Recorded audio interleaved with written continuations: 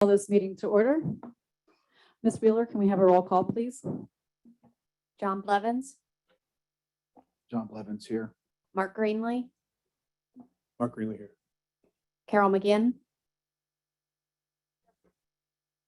Carol McGinn here. Ed Miller, Ed Miller here. Alan Alva, Alan Alva here. Carolyn Sedora, Carolyn Sedora here. Steve Simpson, Steve Simpson here. Jay Vaselis, Jay Vaselis here. Christine Crone. Christine Crone here. Now let's rise for the Pledge of Allegiance.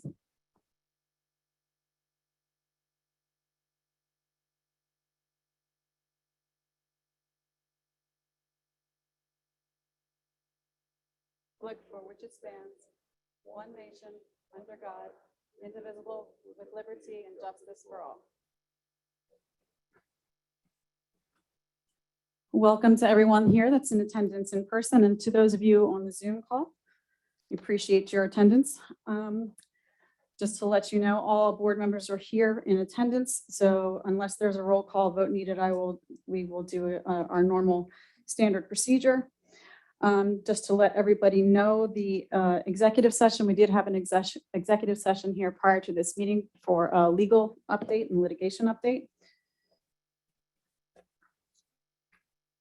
And we will be moving on to the approval of the consent agenda. May I have a motion and a second to approve the consent agenda?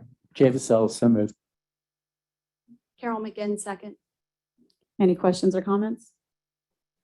If not, we'll take this as a roll call vote unless I hear a nay or abstention. Your vote will be recorded unanimously as yes. Moving on to the approval of minutes from the previous meeting. May I have a motion and a second? John Blevins, so moved. Alan Alva second. Any questions or comments? If not, we'll take this as a roll call vote unless I hear a nay or abstention. Your vote will be recorded unanimously as yes. Dr. Dicely, we have our student representative report this evening. We do, and we actually have a new student rep for the year. Now, you've heard me talk about Mackenzie. I think the last two board meetings, she's had some exciting events over the summer, the Distinguished Young Woman's Competition, and I did let them know that you were a recipient of the $500 leadership scholarship. So Mackenzie, welcome. If you would please ask you to take a few moments to introduce yourself to the board, and then I know you have some updates about going on at the high school. Yes, thank you. Like you said, I'm Mackenzie Zagroba. I'm currently a senior here at the high school.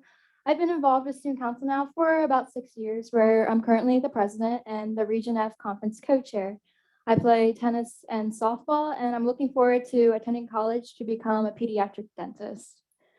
So thank you. So first off, I'm going to start with student council.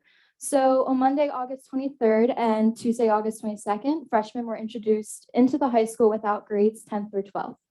To help the freshmen find their way around the school and become more aware, student council members came in during these 2 days to help direct, give tours, and answer any questions that they may have. The process went well and gave freshmen an idea of where everything is located. On Wednesday, August 25th, 10th and 12th graders were welcomed back into the school with all grades having their first official school day together. Due to this, the student council held student appreciation by greeting all students in the morning at the doors with candy to start off a sweet school year. As well as the student council held teacher appreciation, where all teachers, custodians, cafeteria workers, and secretaries were given M&Ms or Kit Kats to look forward to once again a sweet year. Moving on, over the course of the last few student council meetings, we have been discussing and planning ideas for the upcoming homecoming of the school year, with more details still to come. The student council has also once again begun volunteering at Grace Lutheran Church for local food banks. The upcoming food bank is scheduled for September 12th. Finally, student council is in the process of hosting Pennsylvania's Associations of Student Councils Region F Conference here at Redline.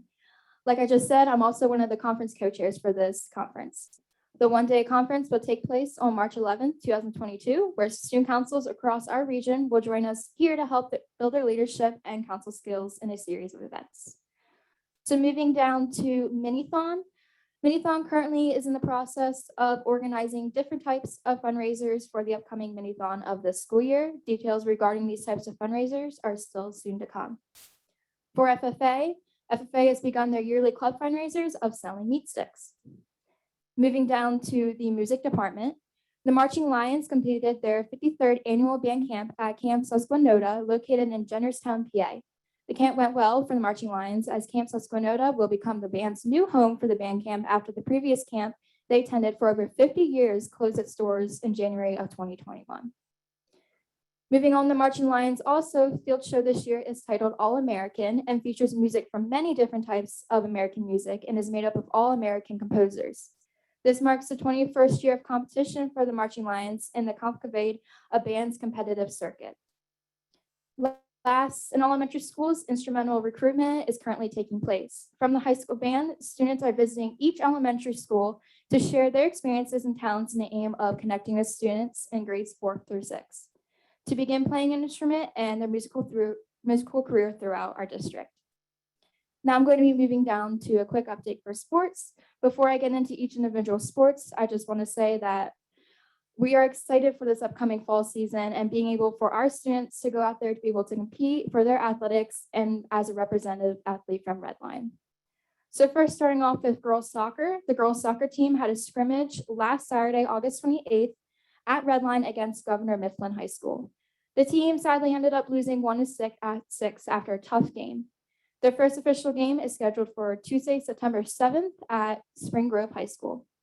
Next, boys soccer. The boys soccer team scrimmaged against Bermudian Springs High School Saturday, August 28th. The team tied 0-0, and the team's next game is scheduled for Saturday, September 4th against Carlisle Area High School. For cross country, the girls and boys cross country team has been practicing and they aim with their first meet scheduled for Tuesday, September 7th at Kennerdale High School. For golf, the golf team last played a match against Southwestern High School on Wednesday, August 25th. The upcoming match is scheduled for Monday, September 13th against Downtown Area High School. Moving to girls tennis, the girls tennis team last played against Dover High School on Monday, August 30th. The team ended up winning 5-0.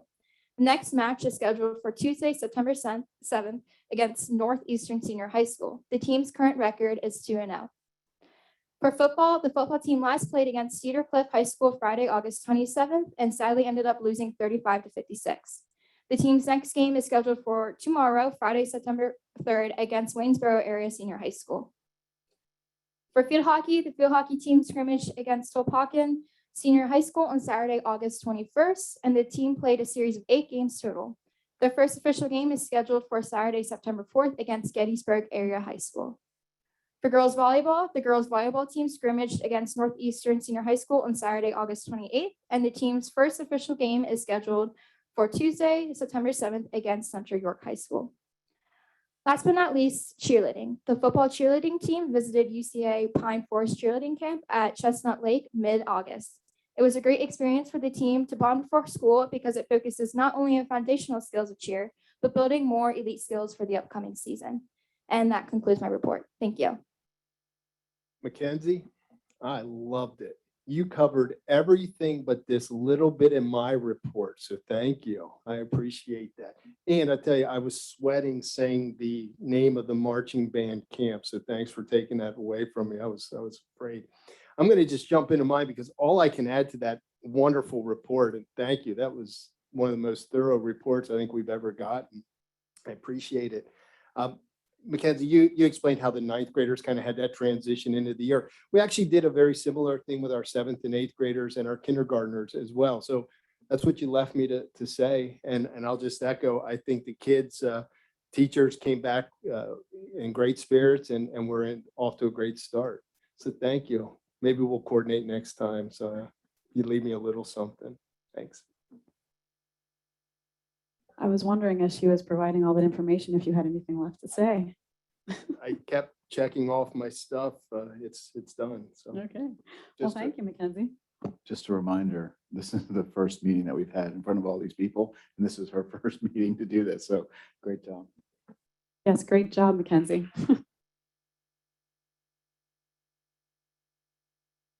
Shall I also tell her there's 210 people watching online? So great job. So with that, we've already done the superintendent's report. We are now at board committee reports. Are there any board members that have a committee report? I attended the York Adams Academy meeting on Tuesday, And we had a successful opening. We welcomed a new director, Ruth Ackerman, who was a teacher at West Shore for 24 years. She's now the new director.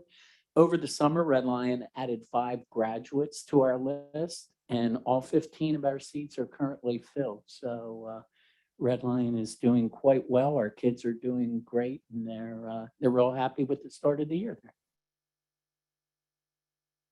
Thank you, Jay. Anyone else? We had a York County School of Technology meeting last week. Again, school opened quite well. Red Lion's very well represented. Classes are going well. Excited to see everyone back. Thank you. Anyone else? Okay, looks like that's all of the board committee reports that we have for this evening. So at this point, it looks like we are going down to discussion items, and we have a PSBA slate of candidates. Ms. Wheeler. The slate of PSBA candidates is attached to your agenda. At the September 16th meeting, you will be asked to either vote for the open positions or abstain from voting for the positions. The current open positions are President-elect, Vice President, Section 7 Advisor, and the PSBA Insurance Trustee. You will vote as a board, not as an individual board member.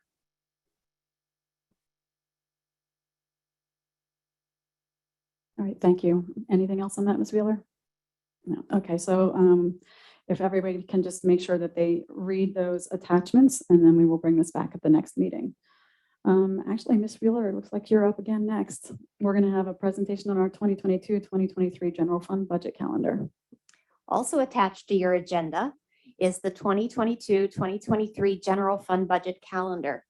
This information is provided by both PASBO and KKLL, one of our legal firms. The anticipated final budget approval is scheduled for May 19th. If you have any questions related to this calendar, please reach out to Dr. Dicely. I will let you know that September 1st, PDE was to publish their Act 1 index, and it has yet to be published. Well, we will wait to hear and see what that is. I know you'll keep us updated. And Tanya, Ms. Wheeler, you're up again with our investment plan.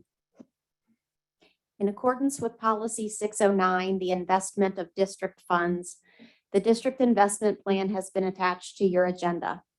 I met with Mr. Andrew Orr with Pennsylvania School District Liquid Asset Fund to review current interest rates, expected rate increases from the Fed, and any long-term investment considerations. The yield on our investments in the general fund, the capital improvement fund, and the cafeteria fund all came in much lower than prior year because of the effect COVID-19 had on the markets.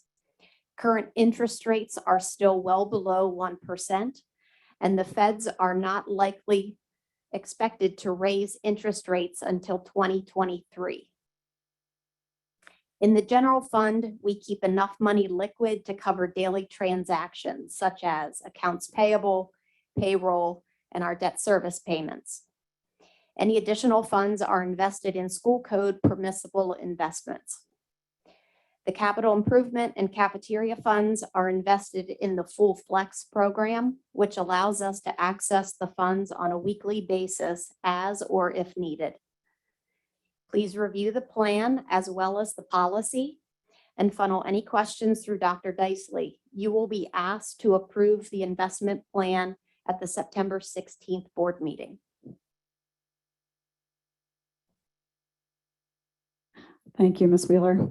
Appreciate all of that information. The next item up is we're going to have a legal update from Ms. Driscoll, Esquire, from CGA.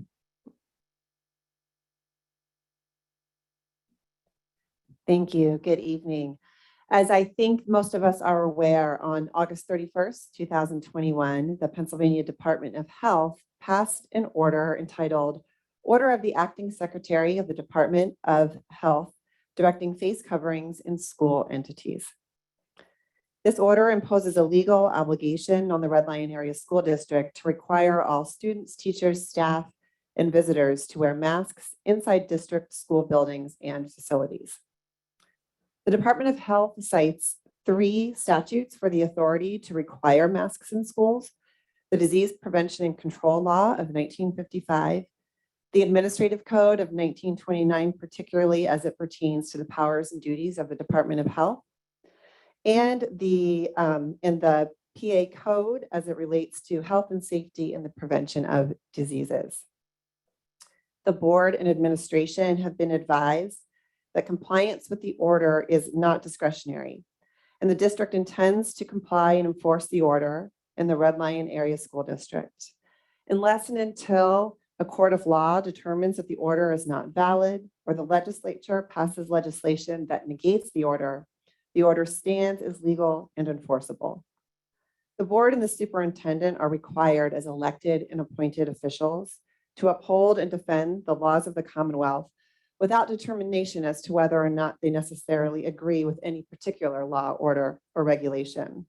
This obligation stems from the school code and the oath of office they have taken and subscribed to thereunder, as well as school board policy. As noted, until now, the state government has indicated that it was ceding COVID mitigation decisions to local control. In light of that, the board had previously made a decision to allow families to make choices regarding face coverings.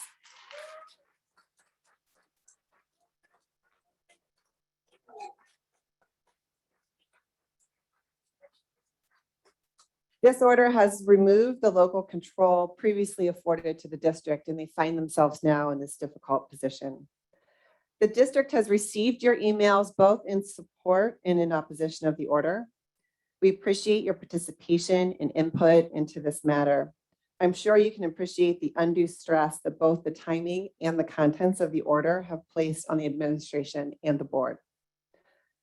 This item is not on the agenda this evening because it does not require any change to the health and safety plan, and so therefore no action is needed by the board. The district will continue to carefully monitor any changes or updates that have to do with this order or any other laws or regulations related to COVID, and we will keep you informed as any changes occur.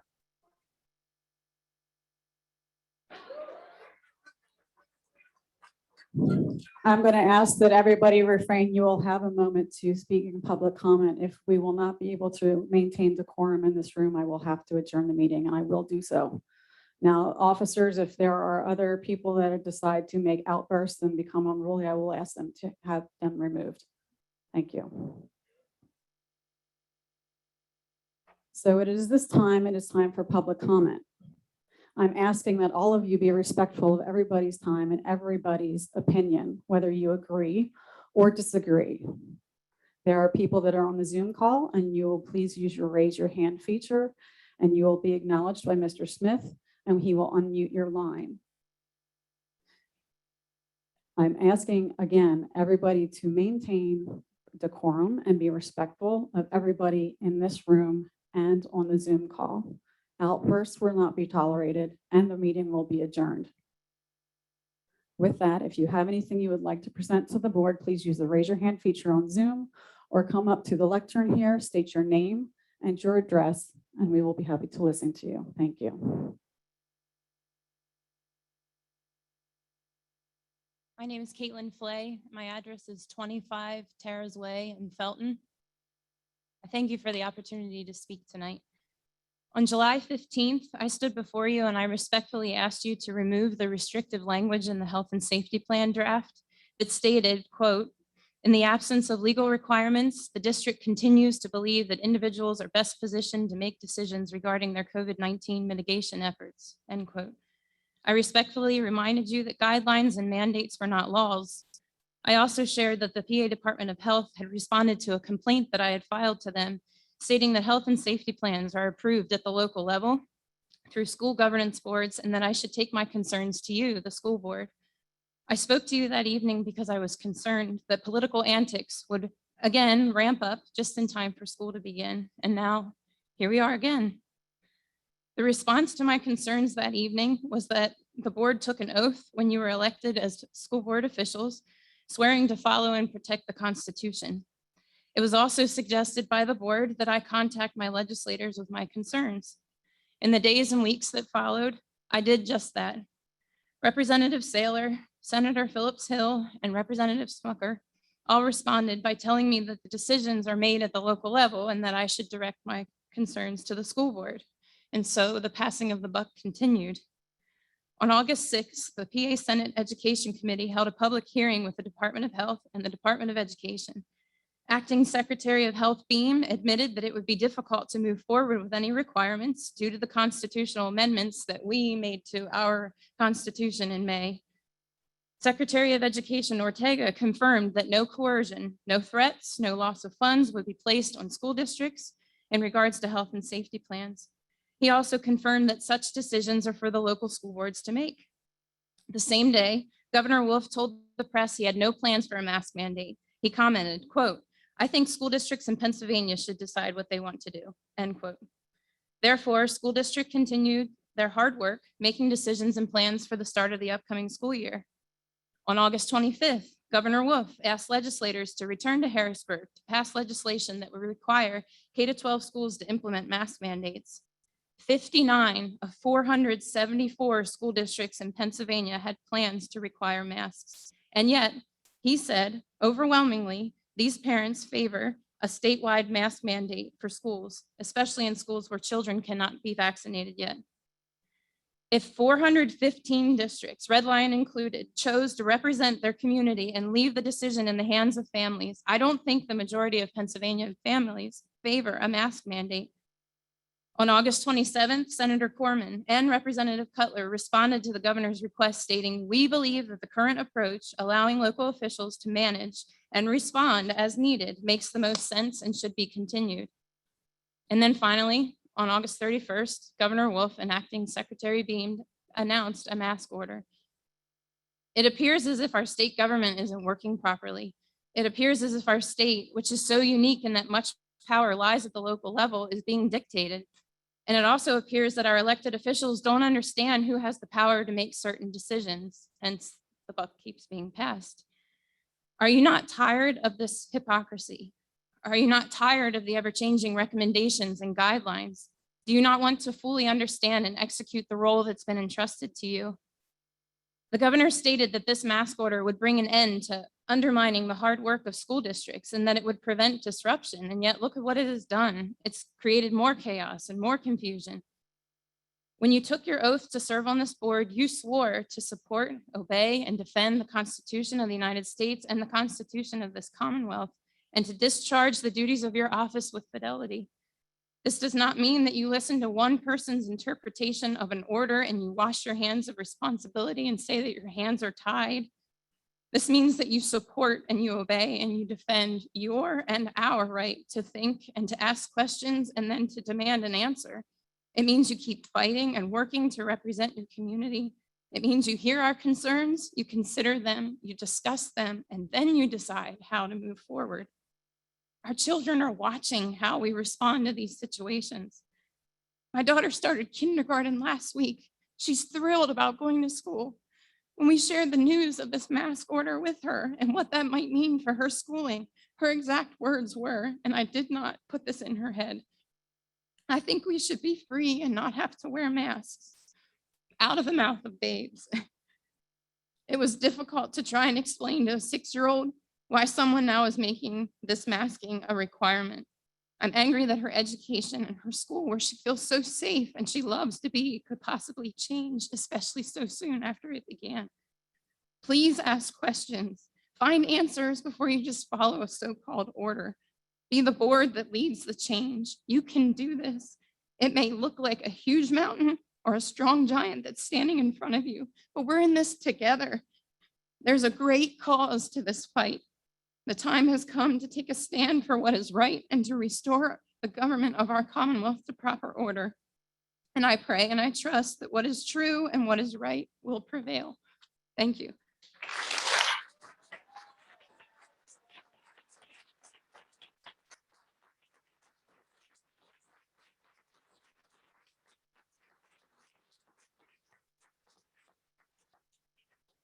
Before you go on, I just want to say that the district has always wanted to keep this at the local level. And as you've heard our solicitor say, the Department of Health has certain authorities that they have chose to execute. And I know you're out there shaking your heads, but we do have multiple legal authorities that have reviewed all of this, and this will be determined by the courts. And this is what we will have to do. I wanted to hear everyone here. And we do agree that we wanted everything to be as flexible as possible. And I think if you've been attending the meetings over the past 3 meetings, that you've been able to hear that. We have been listening to you, and we want you to be able to have that choice. When orders are made, we do have an oath and we do have a requirement to follow them. So I'm just reminding everyone of that, whether you agree that it's a true order or not.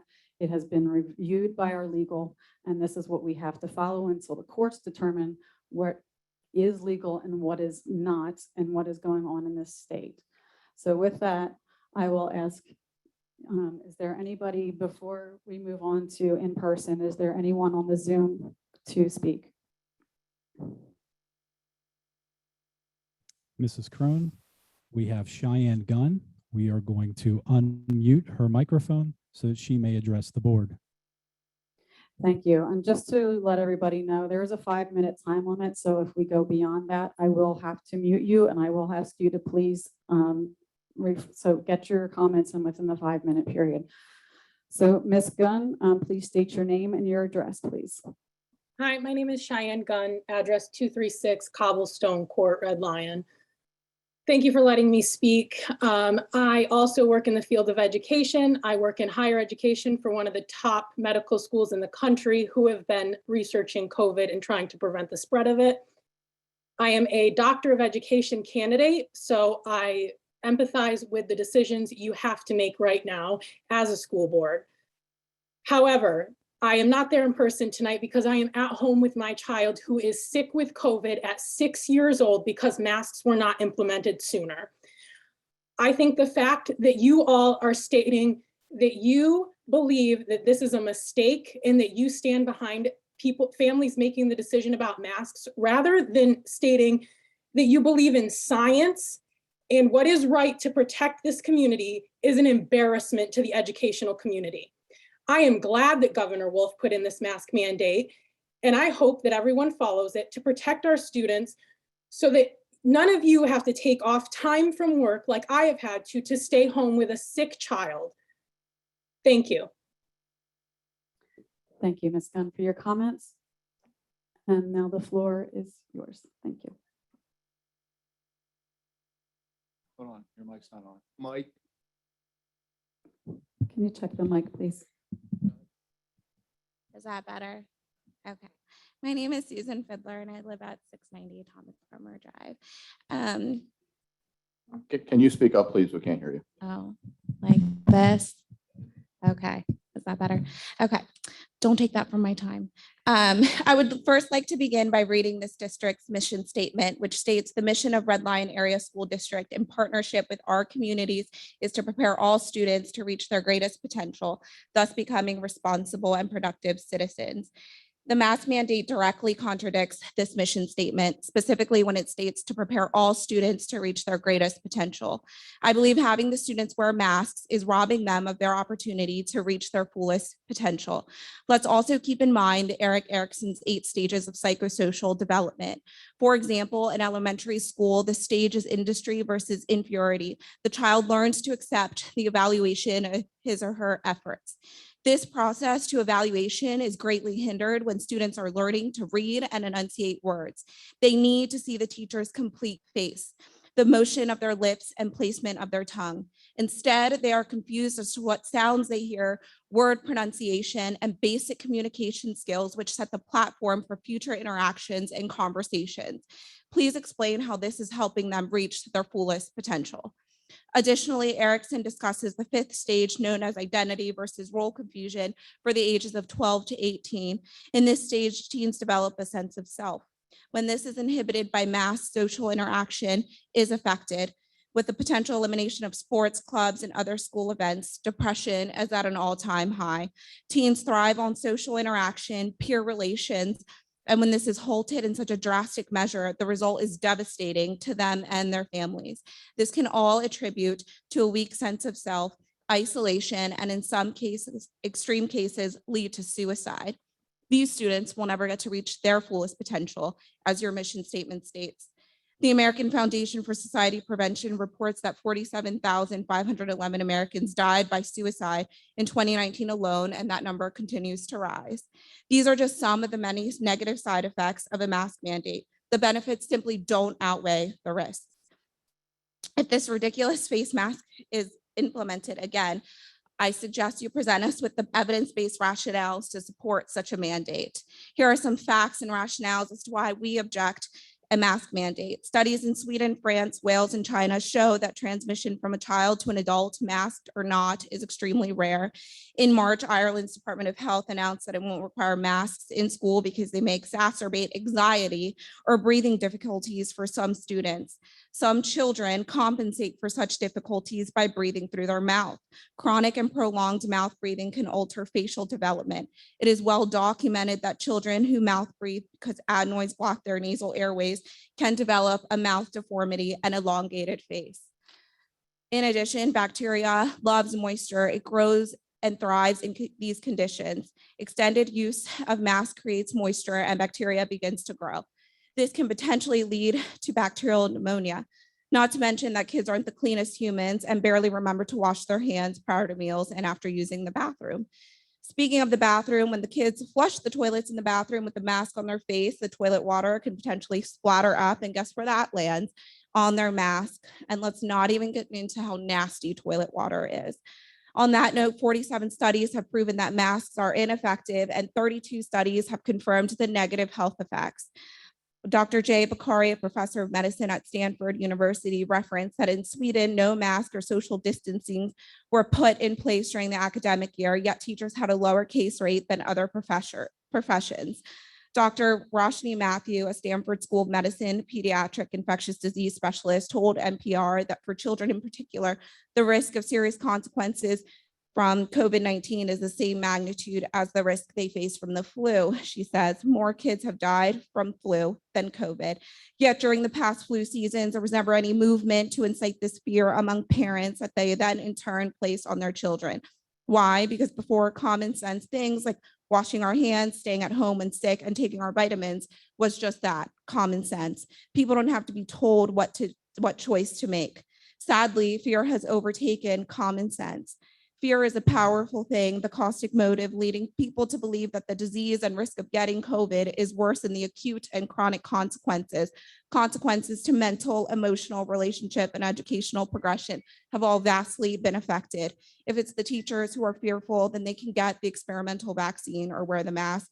If parents are fearful, then they can make the choice to send their child to school with a mask. But the notion that this school board is apparently okay with and supports the masking of all students is appalling. Your mission statement states that in partnership with our communities.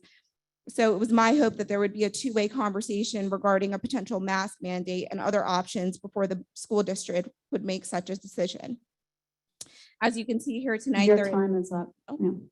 All right, well, also one more thing, I did print off a study that has the 47 studies that confirm ineffectiveness of masks. If I've highlighted some key points. Okay, you can give that to Mr. Monsky.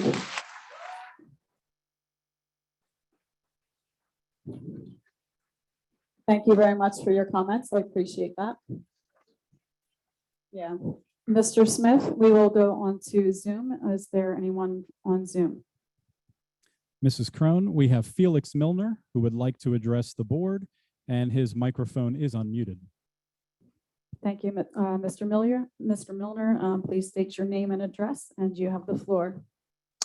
Good evening, ladies and gentlemen. My name is Felix Milner. I live at 11 Pleasant View Street, Red Lion.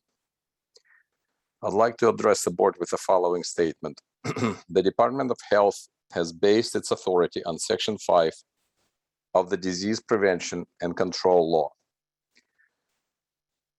and the Department of Health's regulation of 28 PA Code 20, paragraph 2760 relating to disease control measures. Those laws do give Department of Health the authority to issue control measures for viral outbreaks. However, all the language in the law indicates that these laws are intended to be done at a local level. The Department of Health only has authorities over schools where there has been outbreaks. The question I have to the board, how many people in your county are hospitalized due to COVID-19 as of September 1st? The answer, based on Pennsylvania data.pa.gov site, is 68. Today we have 68 people in a hospital. How many children age 0 to 17 died from COVID in Pennsylvania in years 2020, including 2020 and 2021? The same data shows us the answer is 0. 68 hospitalizations and total of 0 deaths for the county of 449,000 does not fall into the definition of pandemic or outbreak. Even if there has been an outbreak, that control measure must be limited and for appropriately short duration. This current order could not theoretically last forever and cover tens of thousands of children who have not been exposed to this virus.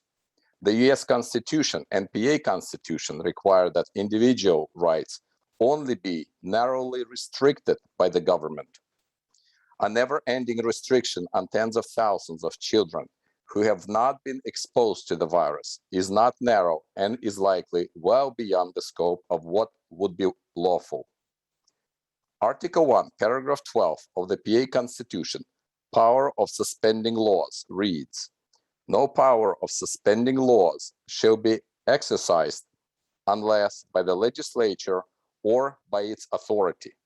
You have been given no authority to suspend rights or laws that limit your authority.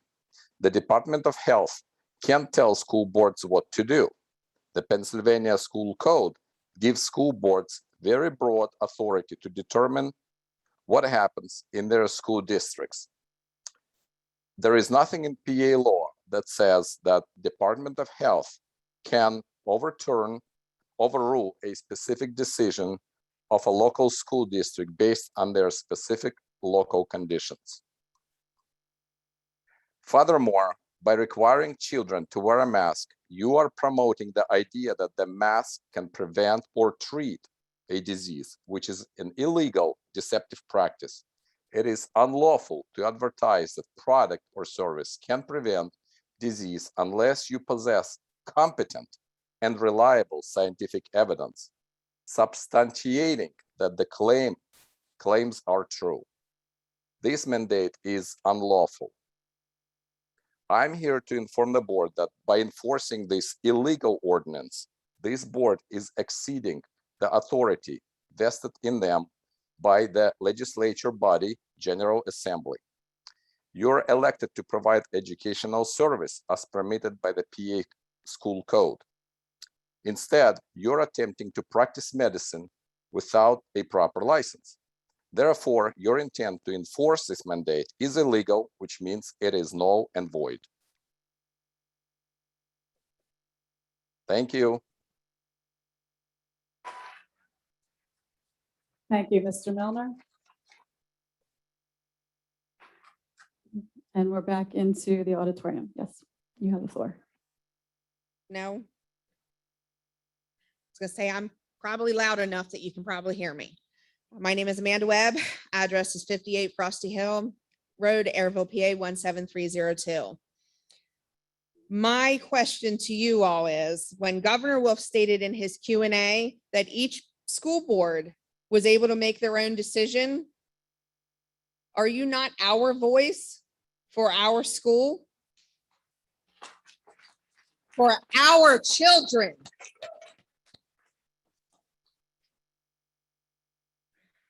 My question is, you continue with the mandate. What are the repercussions for a student who does not wear a mask to school?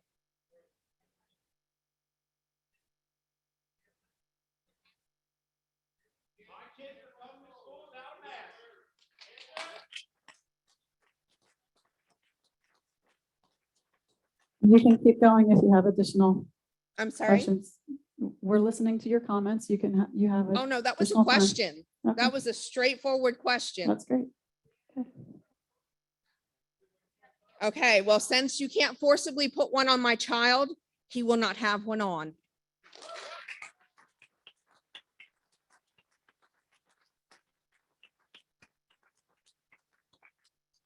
Also, as a reminder, if you have spoken once, we will not be doing, we will not repeat unless everyone has had an opportunity to speak.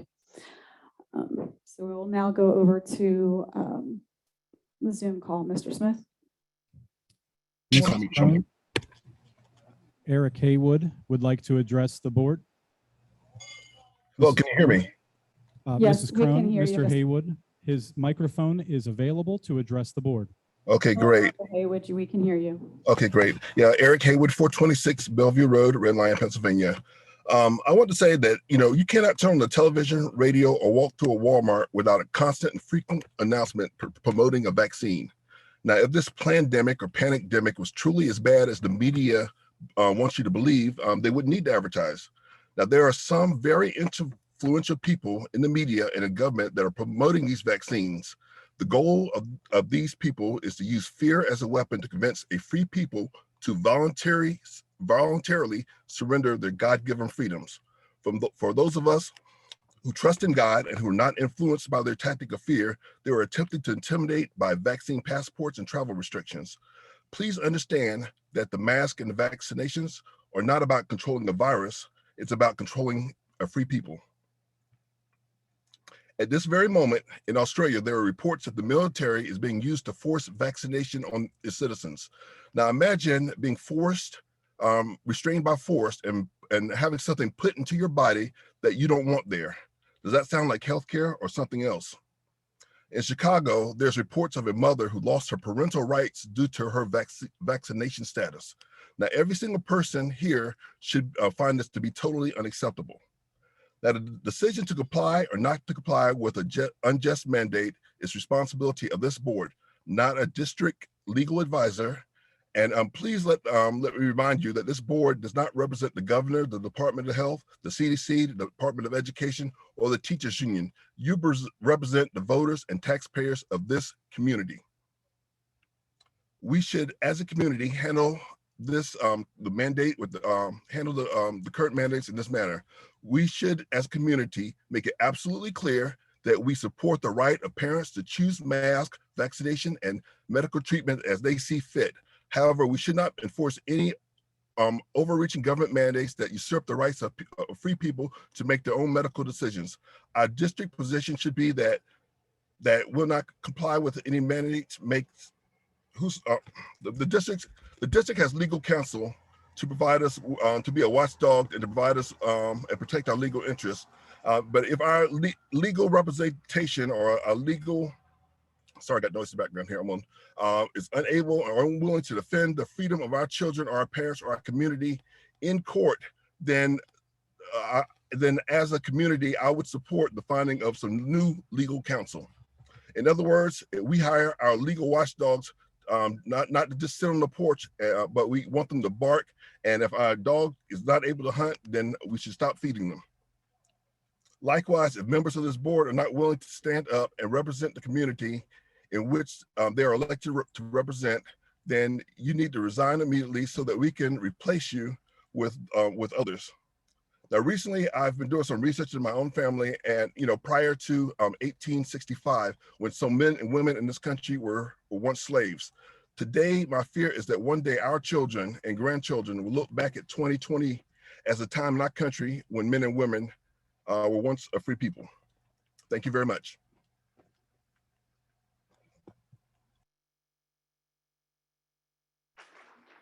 Thank you, Mr. Haywood. Sir? Hello, Luke Keeney, 655 Sterling Drive in Red Lion. I wanted to ask the board, what is exactly required for medical documentation as to why children can't wear masks? Any individual student issues, I would please direct that to your principal.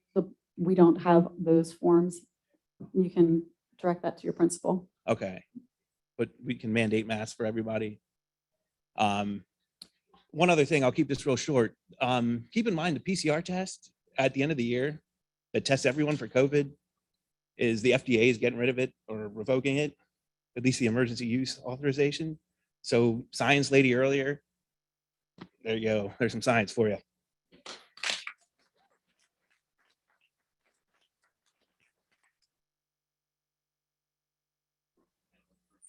Mr. Smith, we have Amanda Millinger.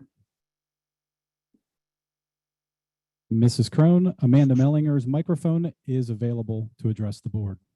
Great, thank you. Ms. Millinger, you have the floor. Yes, my name is Amanda Mellinger. I live at 12551 Collinsville Road, Broke, PA. This is the first time I have attended a meeting, but I believe a lady asked what the repercussions would be if a child did not wear a mask in school, and you have yet to answer that question. So are you able to answer us?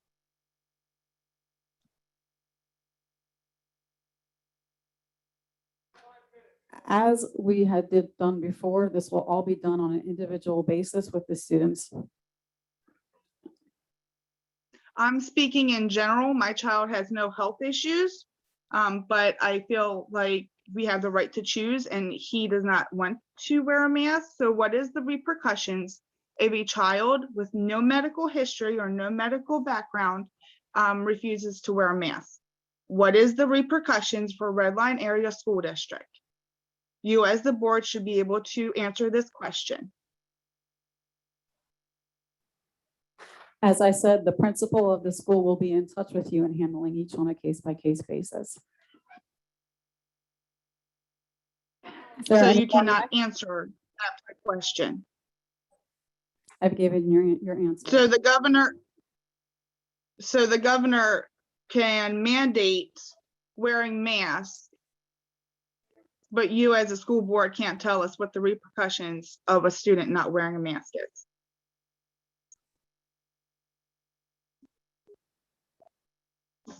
Thank you. Have a good night.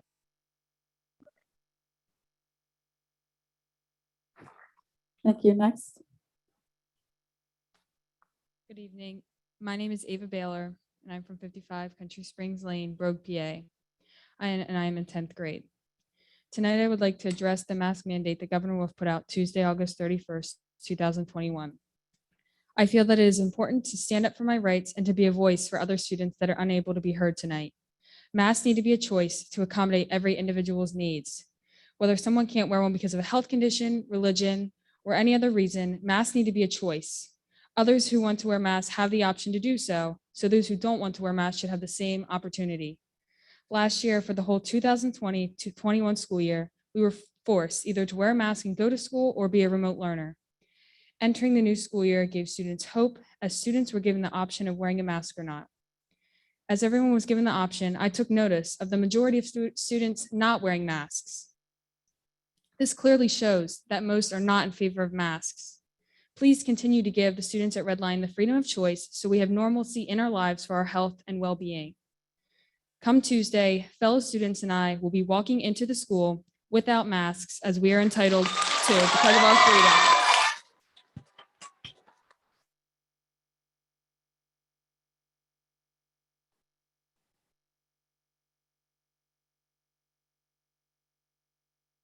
Okay. Mr. Smith. Mrs. Crone, Jess Waltersdorf, microphone will be available to address the board. Ms. Waltersdorf, you have the floor. Hi, good evening. Can you hear me okay? Yes, we can. Thank you. I just wanted to say that as someone who works in the healthcare field at York Hospital, I support the mask mandate. I support vaccination. I have seen firsthand what COVID-19 can do to families. I have held iPads while family members scream for their loved ones to take their final breaths as I turn off the machines and watch them slip away. I'm sorry that some parents cannot make the decision to help keep their children, their neighbors, and their loved ones safe. But I sincerely hope that the school board makes the correct choice to mandate masks to make those decisions for them. In addition, I desperately hope that there is a way to enforce this, to make sure that our children stay safe until COVID-19 is under better control. That's everything. Thank you. Thank you. And again, I've asked that we respect everybody's opinion, whether you agree or disagree. We'll have order. Ms. Fink? My name is Wendy Fink. I live at 685 Snyder Corner Road. On May 18th, 2020, we ended the governor's emergency orders.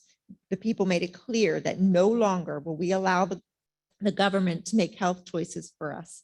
A mandate is not a law. It's a recommendation. And King Wolf can recommend everything and anything that he wants to, but we will make choices for ourselves and for our children. The Department of Health has based its authority on Section 5 of the Disease Prevention and Control Law of the Administrative Code of 1929. These laws do give the Department of Health authority to issue control measures for a short period of time for a viral outbreak. However, the Department of Health only has the authority over schools where there has been an outbreak. Prove to us that there is an outbreak. Prove to us that there is an emergent situation. The CDC itself says that children have a 0.0003% mortality rate. That's 3 out of 10,000. These children have almost a 400 times greater risk of dying from strep throat, a 2% mortality rate, or meningitis, a 2.13% mortality rate. They are more likely to die in road accidents or even from being struck by lightning. Why has the government not taken action to prevent childhood suicide, which is increasing at an alarming rate since 2020, and these irrational mandates have been put into place? These masks, they're the real problem. Endless studies have proven that these masks are causing serious physical and psychological damage to our children. There is no COVID emergency, and you all know it. No matter what your view is on COVID, there's no disputing that it is not a threat to our children. How many of our children have died from COVID? How many of our children have been hospitalized because of COVID? Prove to us that there's an emergency due to COVID. You can't, because there isn't one. Let's use our God-given logic here.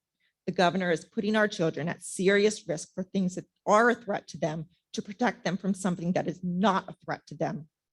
No matter what you think your authority is regarding our children, we are their parents, and we will have ultimate say about how they are treated and what they will learn. If you say that you're on this board for the good of our children, then do what is good for our children, or we'll find somebody with the strength to do so, to sit in your seat and make those hard decisions for you. We will not subject to our children to this abuse. We will not sit down and shut up. We will not simply sit back and comply. To you parents who are here, pull your kids out of this indoctrinating school. My name is Wendy Fink. Come see me. I'll be out front, and I will personally help you arrange alternative learning for you. Redline has a great opportunity here. Let's do the right thing.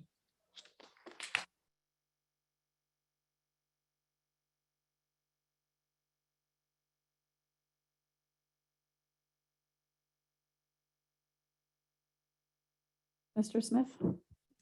Mrs. Crone, Maya Rodriguez has the floor to address the board. Hi, hello, can you hear me? We can hear you. Hi, I'm actually Timothy Rodriguez, Maya's husband. I'm at 145 Pleasant Grove Road. And I just have more of a comment. And I just want to applaud and thank you, the school board members, for making this difficult decision in a moment when we as parents are bickering and disputing and arguing whether to have our kids wear a mask or not. I applaud you on making the mandate to keeping our children safe. You know, it's absurd to me to think that because we had 0 deaths of children in our area, it's okay not to wear a mask or, you know, not take precautions. Are you saying you rather children die before we say, let's start wearing masks? or let's use proper hygiene or use social distance. No. So I rather we default because one, I'm not a politician, I'm not a doctor, I'm not a lawyer, I'm an engineer. But I want to say if we have 0 deaths, let's default and continue to wear the mask until things are known better. So kids, as we all know, spread germs, right? So kids go to school, touch, lick, anything, right? Guess when they come home, they bring in those germs to the family members. So Mr. Rodriguez, can you hold on 1 second, please? Those of you in the auditorium, can you please keep your conversation to a minimum and listen to Mr. Rodriguez? Mr. Rodriguez, the floor is back to you. right. So are we saying that the kids have a potential of bringing those germs, which it could be COVID, to the family members at home, to uncle, aunt, mother, dad, a grandparent, a great grandparent, so if those parents are going to send their kids to school and not wear a mask, hey, you're right, everybody has their own choice. All I ask for those kids that are not wearing masks, parents, please teach your children proper hygiene, proper social distancing from those other kids that are wearing their masks. That's all I ask. And thank you for letting me speak. Thank you, Mr. Rodriguez. And now the floor is yours, sir. Hello, Michael Good, 595 Sterling Drive, Red Line, Pennsylvania. Again, I just want to ask the question. So this is my son. I have 3 other kids in your school district. We've had this conversation in the last board meeting. What is the repercussion if I bring my kids to school every single day without a mask? Are you going to forcefully remove them? Are you going to require them to wear a mask in school? Because that is unlawful. I want to know the answer. Like everyone else here, I don't understand. And no one wants to answer the question. And I don't understand. It's a simple answer. Your legal counsel's right there. The principal, and I don't mean to call you out because I know you're sitting in the audience, Yeah, but we're not going to call out the principal, Okay. but I will answer.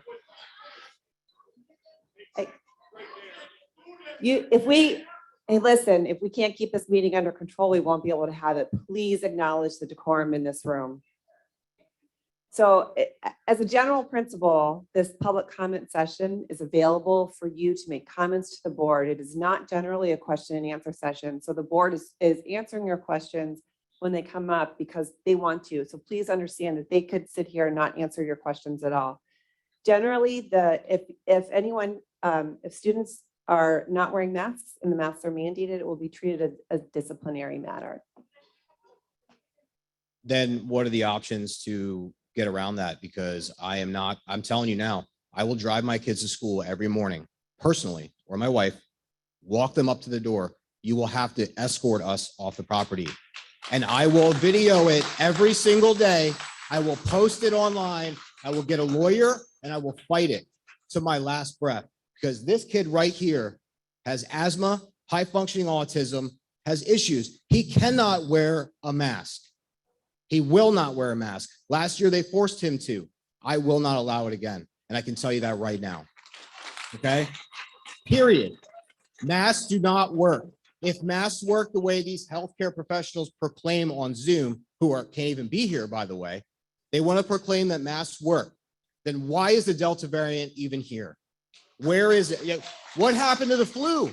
What happened to a common cold? It's gone. Why didn't we have mask mandates for the seasonal flu? The seasonal flu kills more people than COVID. Go back 10 years, the seasonal flu has killed more people than COVID-19. Why are we freaking out over this? Did we freak out over the swine flu? No. Oh, wash your hands, you'll be fine. Everything's fine.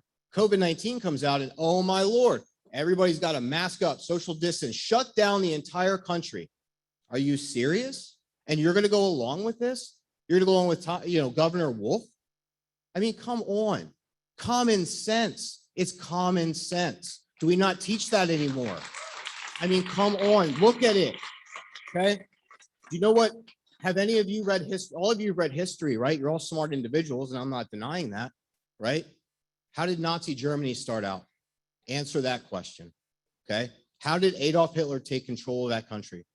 Media, fear tactics. What is happening to our country right now? Okay. I am terrified for my children's future. Terrified through liberal indoctrination between teachers pushing masks on kids. And I know there's a teacher in Red Lion School District putting boxes of masks on kids' desks in like 3rd or 4th grade. How do you think that makes them feel? Teachers telling kids, oh, COVID is not going anywhere for the next 6 years. Show me your documentation behind that. Show me the proof behind that. Teachers should not be telling students this information. And I know it's happening. I don't know if my time's up, but I'm just here to say it's wrong. It's not fair. And if any of you are up for re-election soon, I will personally fundraise and I will run against any one of you if you do not stand up for it. Thank you.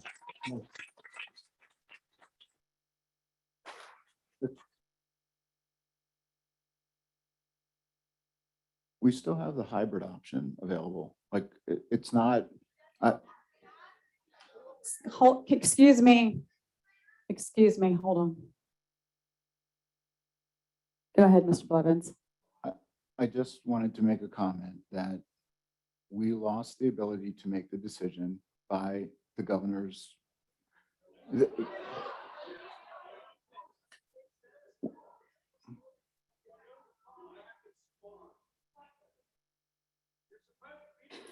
Sir, if you would let me finish my comment, please.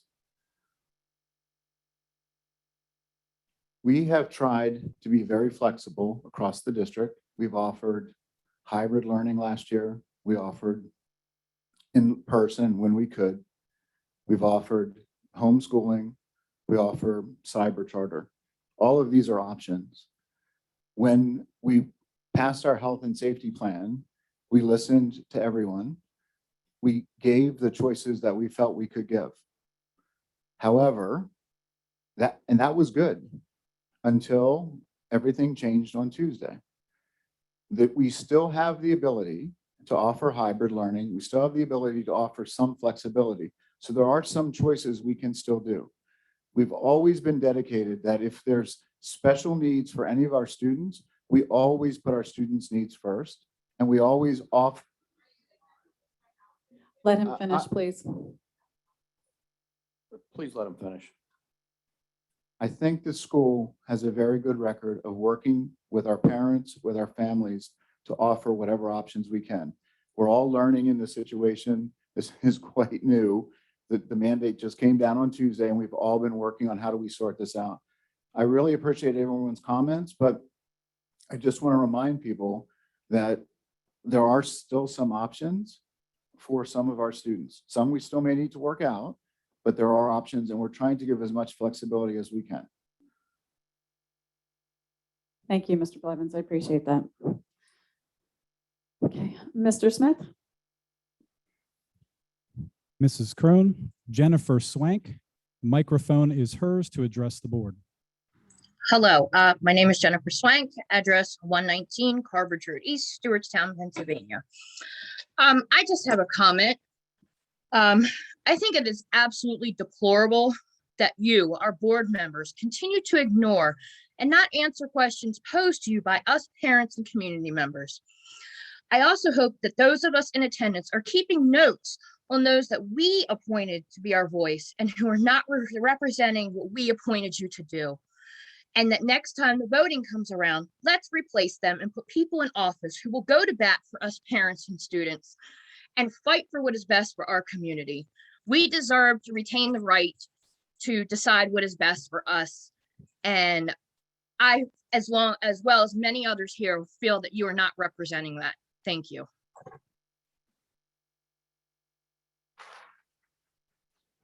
One other thing I would like to remind everybody is there is a sheet out front at the sign-in table that was there. If you would like, you can please contact your legislators about the same comments that you're giving to us. We did invite them to come to this. Excuse me, sir.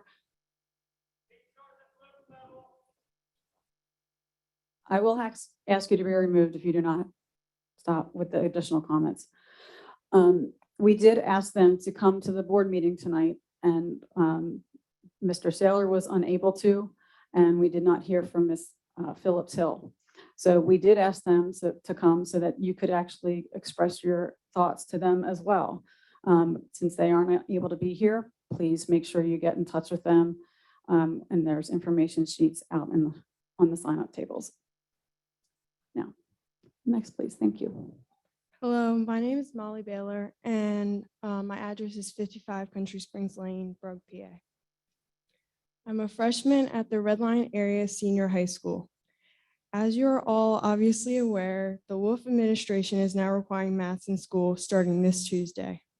We are now to follow the Center of Disease Control guidelines for masking up. However, CDC also recommends staying in the shade during peak hours of the sun.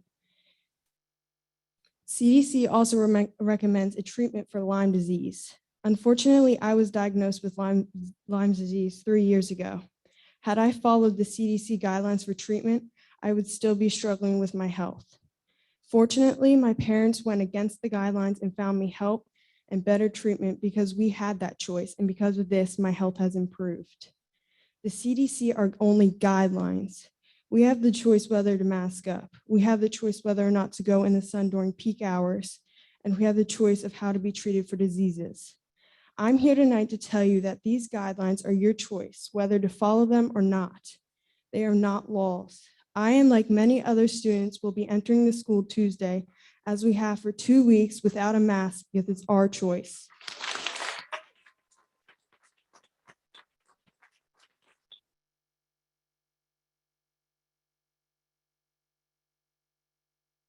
Mr. Smith? Mrs. Crone. Sophia Beard would like to address the board, and her microphone is available. Can you guys hear me? Yes, we can. I'm Sophia Beard. I'm at 115 Nina Drive.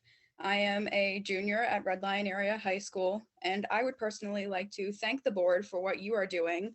I know that it's probably difficult to sit here and be criticized this entire time, and I think that what you are doing is correct and that you are doing what needs to be done. I don't feel that we should have to wait until we have students who are getting sick and are being removed from school until we decide to make that decision to have everyone wear masks. I did not wear a mask the first 2 weeks of school by my own choice. And now that this mandate is up, I will wear a mask because I feel that that is what is best for me, my family, and my peers. I play sports at Red Lion, and we already have people who cannot attend our first game because they are quarantined. I think that all students should have to wear masks because if we continue to not wear masks and we continue to have students pulled out and be left out of class and instruction, then we're going to be back in the same place next year where we start off the school thinking that we can do this and our numbers rise because they have been rising and we're back to having to wear masks and everyone is complaining again. As much as I would like to go back to normal, I got vaccinated. I thought I was going to get to go back to my normal life, but unfortunately, everyone else did not get vaccinated. And that is why we have the Delta variant and we still have COVID going around. If every single person in this world would have gone and gotten vaccinated, guess what? We wouldn't still be dealing with this, but everyone didn't. So we're going back to wearing our masks and we're going to continue to push that people are getting vaccinated. So hopefully by my senior year, because I haven't had a normal year since 8th grade, we can have a normal school year and I can have a year where I don't have to worry about canceling homecoming and not having a prom and worrying about my sports being ended quickly. So I just think that what the board is doing is very great for the school district. And I think that you are all doing an amazing job. Thank you very much, Ms. Beard. The floor is yours. Can you hear me? Okay. My name is Dana Flay. I reside at 35 Chapelwood Drive. Some of you may know my husband is a teacher in the district. And if you know him, you know he's an easygoing, happy-go-lucky guy who loves his job and this school district. What you may not know is the guy who loved going to work every day for 17 years was not the same last year. He was mentally drained and it affected him in all areas of his life. He spoke to me about his struggles with having to wear masks and how it impacted his ability to make meaningful relationships with students. For those of you who know him, you're aware that fostering relationships with kids is at the heart of what he does. Last year, he was deflated, and it was difficult to watch his energy and positivity being sucked out of him. Thankfully, after a much needed summer break and a return to some normalcy, he's been rejuvenated. He wakes up excited to go to work and have a positive impact on kids in this community. As a wife, my hope is that he will not have to go back to the way that he felt last year. My husband was obviously hesitant about me speaking tonight because there are many of you that he knows well. He speaks highly of you and has tremendous respect for all of you. But he understood that as a parent of 3 children in this district, I have the right to share my thoughts and concerns. I recently discovered the data that the CDC had used for the mask mandate was from a single study from India. That study was actually rejected in peer review, but the CDC used it anyway. Roughly 4.7 million kids between the ages of 0 and 17 have tested positive for COVID. Between January 2020 and August of this year, 385 kids have died as a result of COVID. The amount of kids within that same age range who died from pneumonia within that same time frame is 887. The CDC also estimates that 480 kids died from the flu in the 2018 to 2019 season. Were masks ever required during any given flu season? It is a fact that the flu is more dangerous to kids than COVID. The survival rate of COVID for kids between the ages of 0 and 19 is 99.997%. Again, this can all be found right on the CDC website. When looking over the website a few days ago, I noticed the daily average number of cases in Pennsylvania was roughly 3,100. When I compared that to earlier this year, after everyone had been wearing masks for months, the average number of cases for the entire month of April ranged anywhere between 1,900 to 6,600 cases. I then went back to last winter, and there were several months that had over 10,000 cases per day. So masks were obviously not preventing the spread then. I often questioned why our medical experts haven't been speaking on the importance of exercise, healthy diets, getting enough sunshine, vitamin D, breathing fresh air, where we know that these better our immune systems. The same experts who are preaching about masks are also bribing people to get vaccinated. In fact, they're offering incentives such as free alcohol, fast food, and donuts to anyone who gets the shot, but they claim to be concerned for our health. I've also noticed those promoting the COVID shots fail to make it abundantly clear that these shots do not prevent anyone from getting COVID or transmitting the virus. It's as if common sense is out the window and we've forgotten about our God-given immune systems and natural immunity from actually having COVID. That the only way COVID will ever be eviscerated is if everyone gets the shot or wears a mask, which simply isn't true. It appears that many forget or are unaware of the definition of herd immunity, which cannot be reached by vaccines alone. I'm curious to know how masks are affecting our younger kids who are learning to read, as they're unable to see their teacher's mouth and how they enunciate words. At the last school board meeting, it was discussed how crucial the first 3 years of school are for kids developmentally, and I can't help but wonder if masks inhibit that growth. I understand the governor and the Department of Health put you in a difficult position, and I know that you can't make everyone happy. However, I believe the safety plan that's currently in place is the best possible solution for the families in our district. While other school districts may feel pressured to require masks, Red Lion should take the lead and set the example to other districts during such a tumultuous time.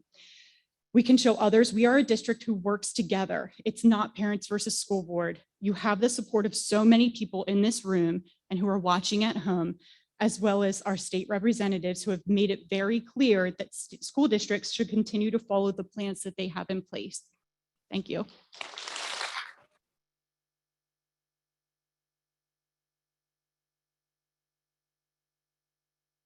Thank you. Mr. Smith? Mrs. Crone, Jennifer Goodspeed will have the floor to address the board. Yes, good evening. My name is Jennifer Goodspeed McDonough. I live at 236 North Charles Street in Red Lion. And I know there's been the back and forth about the repercussions at each individual school. If kids choose to not wear the mask, what will be done? I would like to know, what are the repercussions that the school board is so afraid of if they go against this mandate? Are we looking at losing money, funding? What is the school board so afraid of if they oppose this? That is all. Thank you.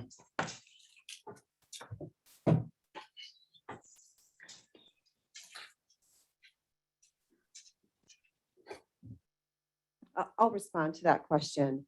Aside from the duties of the school board to uphold the laws of the Commonwealth of Pennsylvania, there are also repercussions under the disease control and prevention law, Ed mentioned, as well as the administrative code. The school district could also potentially open itself up to personal liability if they defy the law and are no longer protected by sovereign immunity. So there's a lot of concerns that of legal exposure and liability that the board raises itself to, in addition to the duties that it has to uphold the law.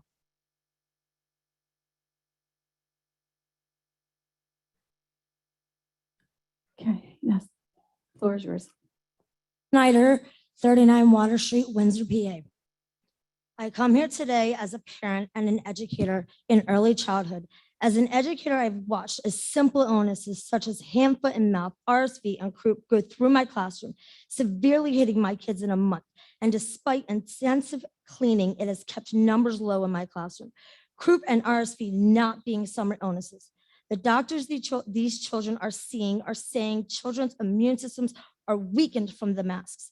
And I fear if this is true, can we imagine how weak our children's immune systems will be when we would unmask again? As a parent who does not believe in them, I have never asked anyone to take on my beliefs. This is stripping me of my parental rights for my son. I believe in government to keep order, but I believe there are things I should have the right to decide for myself or my family. One thing I do not believe in is having to ask my child what kind of an education he would like. If he wants to be in person, going against our beliefs, or to do virtual and not be with his friends. As a person who does not believe in being a sheep, I will not allow my son to be a sheep, so he will not be wearing a mask. Thank you for taking time to listen.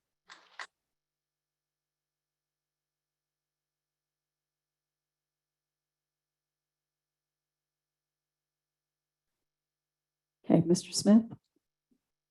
Mrs. Crone, Russell Coppage would like to address the board. Microphone is available. Mr. Russell Coppage, the floor is yours.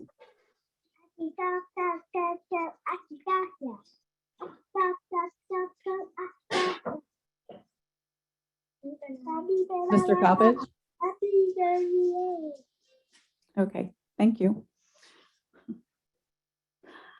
We will be moving on. Hello, Mr. Smith, can you introduce me to the board, please? I'm sorry. Okay. Hi, I'm Michael DeLiberti. I reside at 13310 Wise Road, Brogue, Pennsylvania. In the Brogue, I'm sorry. Hello, Mr. Vaselis. You were my sophomore homeroom teacher. Good to see you again. Yeah. Just before I begin, I'd like to answer a question someone posed earlier. It says here in the mandate, or whatever it is, a school entity should not restrain, use force, or physically remove teachers, children, students, staff, or visitors who refuse to comply with the order when it would not otherwise be legal to do so. So sounds like they can't really remove us if we don't have our mask on. But here's the speech I kind of had prepared here. First, school board, I'd like to thank you for serving. Thank you for sitting here and enduring all this.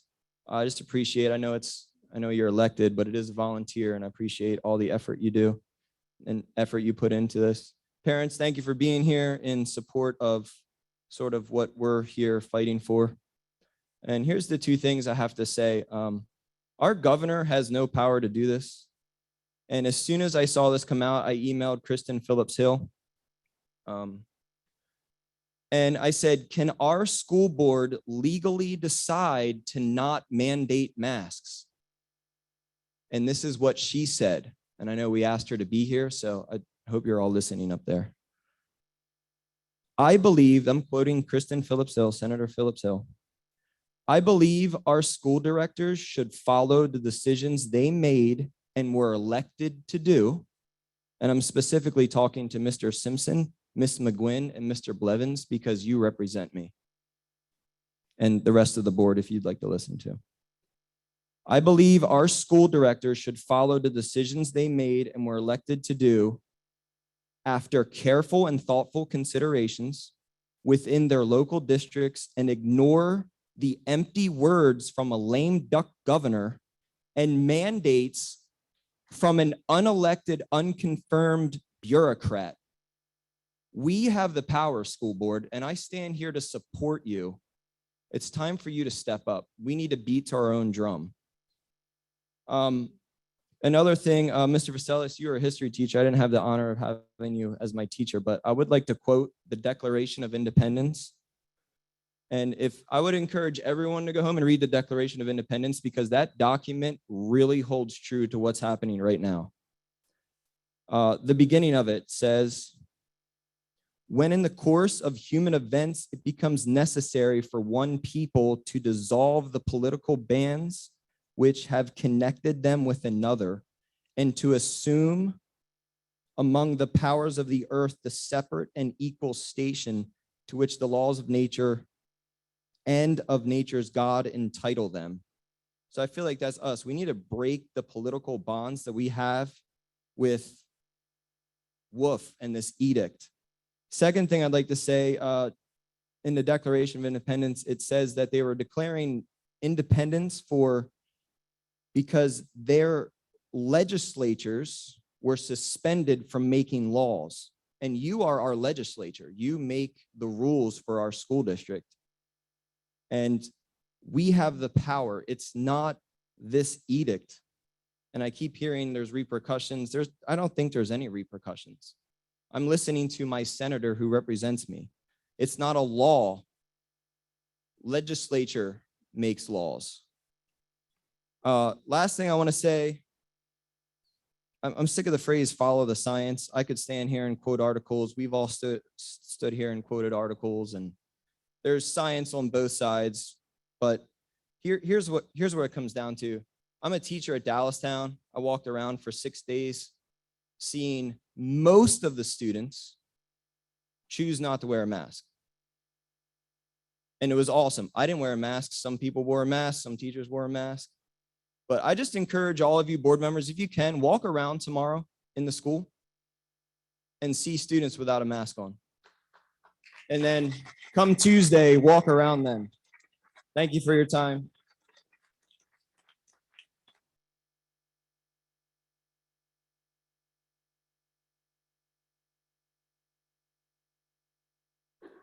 The floor is yours. In the auditorium, the floor is yours. Can I just make a comment? Thank you for your comments, sir. The passion in this room and that has been shared with us is touching. I'm trying to look for the right word.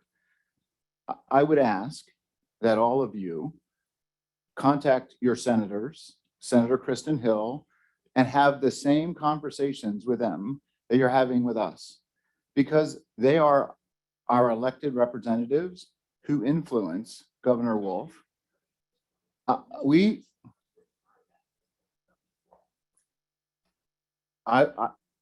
would encourage, if we're not comfortable with the governor, what the governor has sent out, have those conversations with her. Have those conversations with Senator Saylor. And ask that they have conversations with the governor to exert their influence. We as a school board have some influence, but they are our elected representatives who are our voice. I vote for them, you vote for them, and they speak to the governor. I would strongly encourage you to have that conversation with them and have them solve this in Harrisburg as well, versus coming back and saying, well, we have a mandate, but the local school district needs to just don't follow the mandate.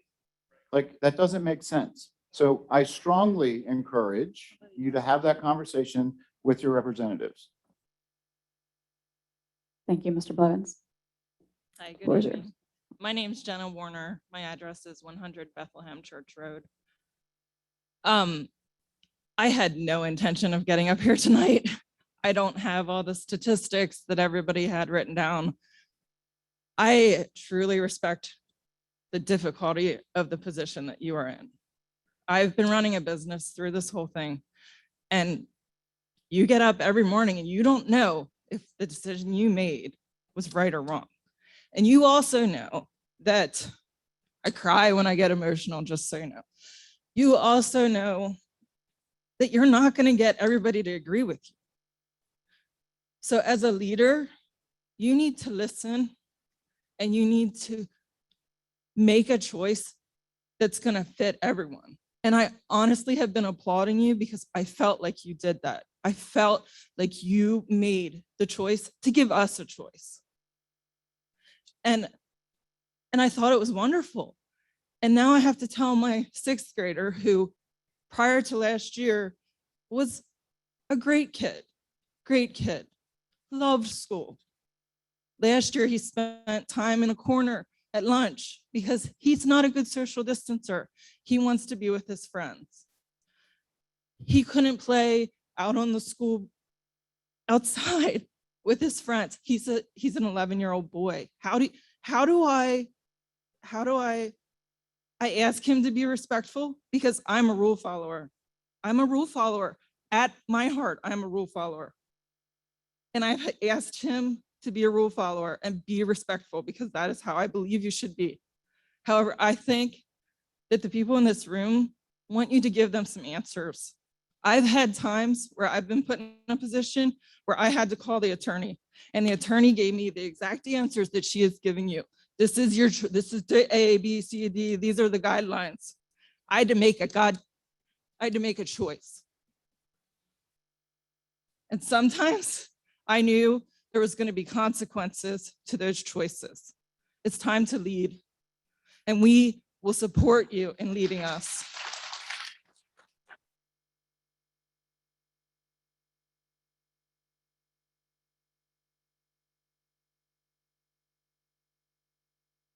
Mr. Smith? Mrs. Crone, Samantha Menhart would like to address the board. Her microphone is open. Hi, can you hear me? Yes, we can.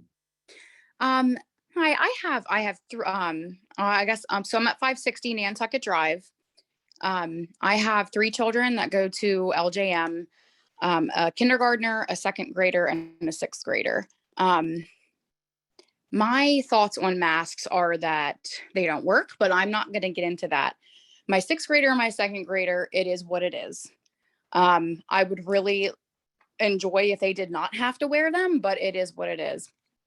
I do have a question about my kindergartner. He has a speech disorder. He suffers from apraxia. It's a neurological disorder in the brain. He's had it since he was born. Basically what it is, I don't know if any of you are educated on it, but his brain cannot send the right signals to his mouth to get the words out. So he has been going to speech therapy since he's been 2. Last year really set him back with the masks. With him not being able to see other people's mouths and the way they're moving, and with other people not being able to see his mouths and the way they're moving, specifically teachers and speech therapists, he had a terrible year last year, and it set him back completely, almost to the point where I did not put him in kindergarten this year. I am very concerned about this. My question to you is, does he have an exemption because of this?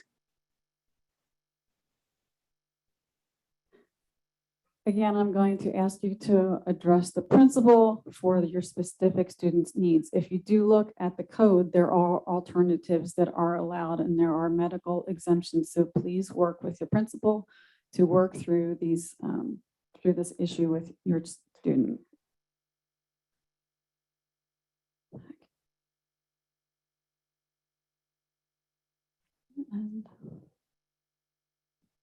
No.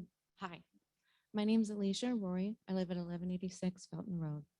I started Redline. Can you speak up Sorry. a little bit more? Thanks. Yes, sorry. I started Redline in 1986, and I have a distinct honor of having a student or being a student since then. I have 3 kids. My oldest is 24. She attended Redline. I have a 12-year-old and a 7-year-old. I'm horrible at math, but I believe when it's all said and done, if we stay in Redline, we'll have 45 years of straight somebody, either me or one of my kids, being in school. There have been times that I've been embarrassed by Redline. There have been times that I've been very, very proud of Redline. Last year, I held a very neutral ground. You found a way to let our kids get into school where so many districts didn't. And that meant so much to us, masks or virtual or whatever it was. Last year was learning for everyone. Nobody knows what the long-term effects of COVID will be. Nobody knows why and how you can have lawsuits anymore. You can literally have a lawsuit, and employers, as an employer, your employees can still have a lawsuit because somebody has come down with COVID. That would be unheard of in the flu season. And yet this is our new reality. The long-term effects of COVID are unknown, and yet the long-term effects of wearing a mask are also unknown. No decision that you make right now will either be put in stone as right or wrong. Everything is fluid. Mandates are not laws. We need our board to stand up and be someone who breaks this. 20 years ago, I never would have thought Redline could have done that. Now, I really do have hope. I have hope in you that you can stand up and say, what are the laws? Because the section CDC repercussions are a $600 fine. If that's what we're looking at, are you serious? Because skating around is super simple. When we ask, what are the repercussions of not following this mandate? And we get a whole bunch of legal jargon. If it's a $600 fine, then I am sure you will have your paid $600 fine. I will pay that.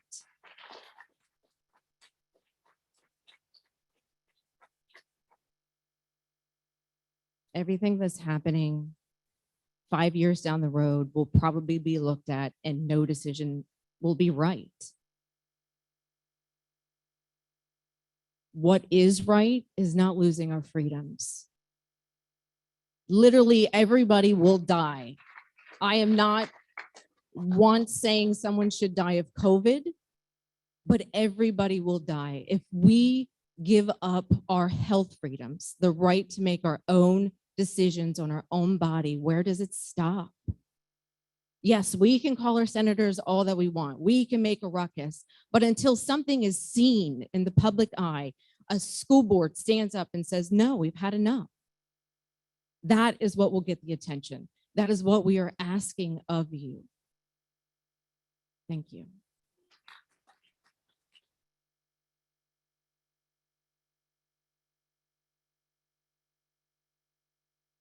Mr. Smith?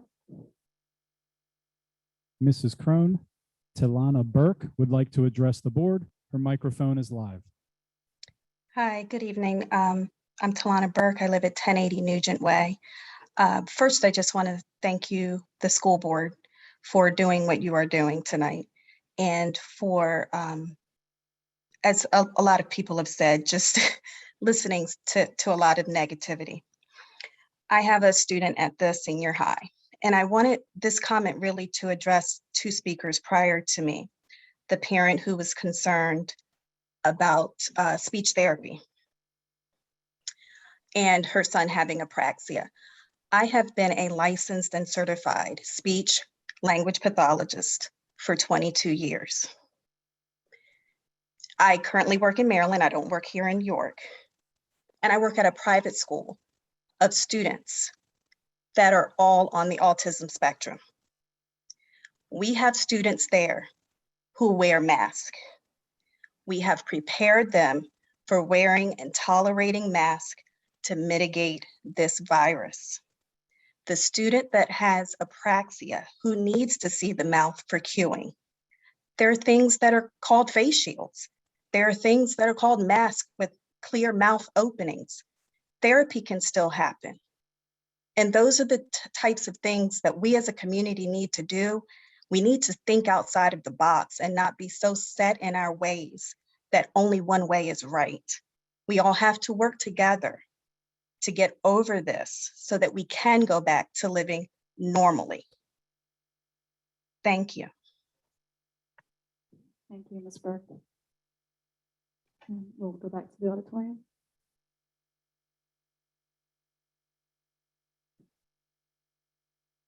Hello, my name is Barbara Kilgore Marks, and I am a 1980 graduate of this high school.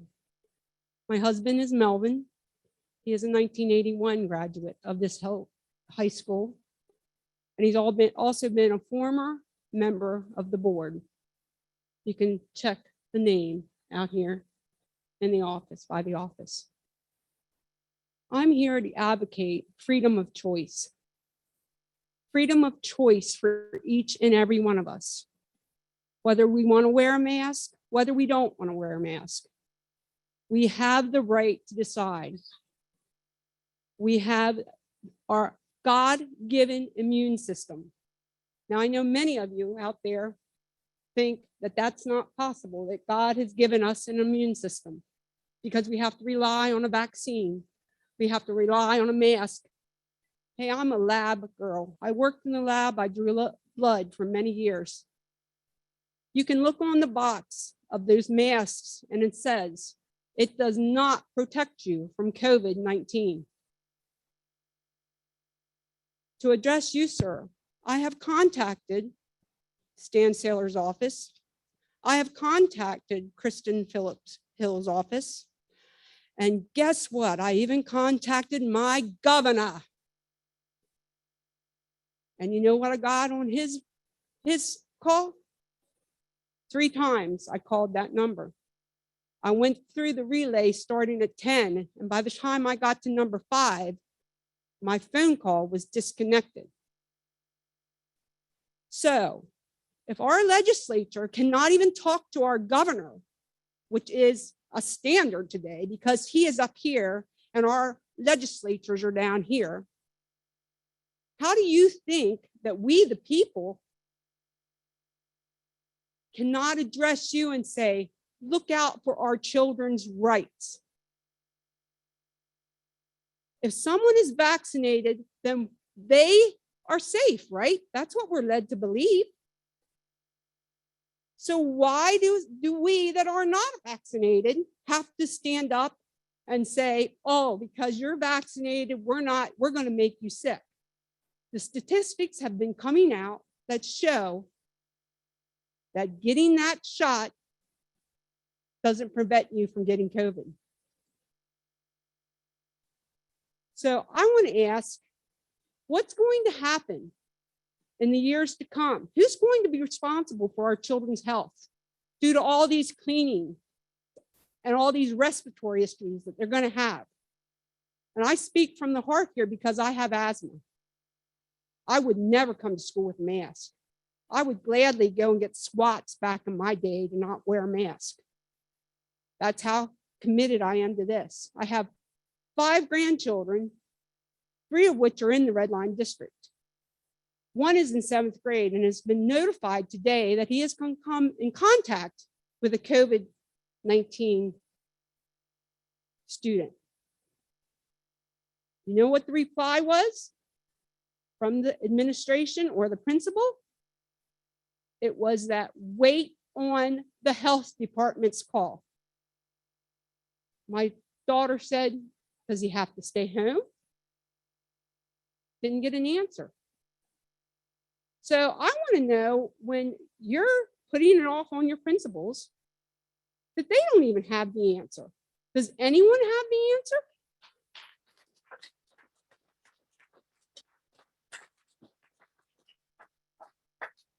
I also want to know who's going to be responsible for the psychological issues that our children are going to develop because of this mask. Are you? Because we have a lawyer up here right now who's going to say, no, they're not responsible. So I plead to you, do what is right for the sake of our children and their health. Let them make up their own minds. Let their parents help them make that decision. If a child wants to be safe, and think that that mask is going to help them, let them wear the mask. If a child doesn't want to wear the mask or can't wear the mask for some health reason, or just because we know this is comical, a virus does not get cured by any kind of antibiotic. How many of you ever went to a doctor, didn't know what was wrong with you? The doctor says, oh, you have a virus. I'm finishing, I'll be right there. Go home, take Tylenol, drink plenty of fluids, let it run its course. So I plead once again, knowing from where my husband sat several years ago, let us as parents and grandparents make the decision for our children and not have a mandate, which is not law, forced upon them. Thank you for your time.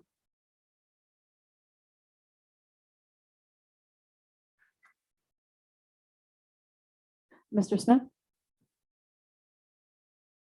Mrs. Crone, Amber Daly would like to address the board. Her microphone is live. The floor is yours, Ms. Daly.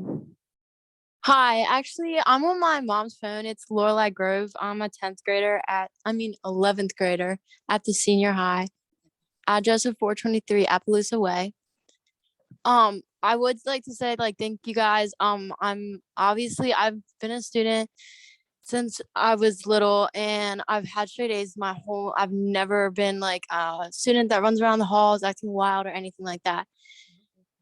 I also do follow most of the rules, but honestly, at this point, it's really hard for me to sit here and say that I will be going into school Tuesday with a mask, just because I do believe that most of the students, if you would like to go into school with a mask, that is perfectly fine. I will not ever tell somebody that they can't do what they believe, but I feel like it's absolutely ridiculous that some of us are being forced to go into school with our mask for our learning. All you teachers in the building preach about how learning is so important, and it's one of our best priorities that we have, that as a United States citizen, we can give you guys learning abilities and this and that, but yet you guys are forcing us to go into school with masks, which are making some of us not be able to learn as well as we are. I have a lot of teachers who are very hands-on. I'm not going to name those teachers, obviously, but I know a lot of them personally like to create the relationships, and it's kind of hard when you have to, 6 feet, blah, blah, blah, this, wear a mask, blah, blah, blah. I also think that Tuesday, when I walk into school, it's going to be a mess because there is going to be a divide in the school, and that's perfectly fine. But I feel like it's going to honestly be very hard for the principal to have one-on-one conversation with every student that walks in Tuesday, because I'm telling you, half the school is going to be divided. The only thing I personally can believe that the principal can talk to someone about is that if they were disrespecting someone's rights on the mask. If you want to wear a mask, I will totally respect that, and I will say my 6 feet. That is the only thing I believe that the principal should be able to get mad at. Secondly, the whole, you need to go to your legislator, you need to go to this, it's basically, me and my mom are actually talking about it. And it's like when a child like me has a plan, and I talk to my mom about it, and she says, oh, go talk to your dad about it. And then my dad says, oh, go talk to your mom about it. And it's just back and forth. At a certain time, you just say, okay, I'm going to do what I want. And at the end of the day, we're going to see how it goes. Honestly, that's what the students and parents at this point are tired of, because we're asking you guys and you guys are saying, oh, well, talk to this person, and we're talking to them and we're not getting answers. And at this point, the answers that we are getting refuted back and forth. Sometimes they're right, sometimes they're wrong. So we're all honestly just tired of it at this point. So like I said, Tuesday, it's going to be fun at school and even I'm a Penn State student. I do dual enrollment at Penn State, and I do wear a mask at Penn State since it is mandatory. So I'm not a super, I'm totally against it. But if you're not going to give a straight precaution of what the students have to do at the school, then none of us are going to follow it, because at this point, we're just going to do what we want to do because it's better for our learning. Because it is personally better for my learning if I don't wear a mask. I'm choosing to wear a mask at Penn State because it's going to help me in my future. for my education, and they're mandatorying it. Like I will get suspended if I don't wear a mask there. So that is why I'm choosing to wear one. But unless you are telling me that I'm going to get suspended at school or expelled, I'm not going to do anything. And I think it's honestly bizarre for even Penn State to say I will get suspended, because I am a straight A student even at Penn State currently, and a straight A student at Red Lion High School. So, but if you guys are going to sit here and say there's no precautions, then you're going to have a lot of students who are going to come in Tuesday without wearing a mask. So I understand this is a hard position for all you guys on the board, but at the same time, I do believe that people who want to go into school and wear a mask can wear a mask. I'm not going to say you're any less for doing that. That's your belief. I'm not going to downgrade anyone. But I feel like it is totally bizarre for you guys to be forcing the people who don't want to wear a mask to wear a mask, because when everything gets better, there are going to be some people who still want to wear a mask. But are you going to force them not to wear a mask? No. So at this point, it honestly should just be left up to who wants to wear a mask and who doesn't want to wear a mask. So that's all I have to say. Thanks for listening. Have a good night.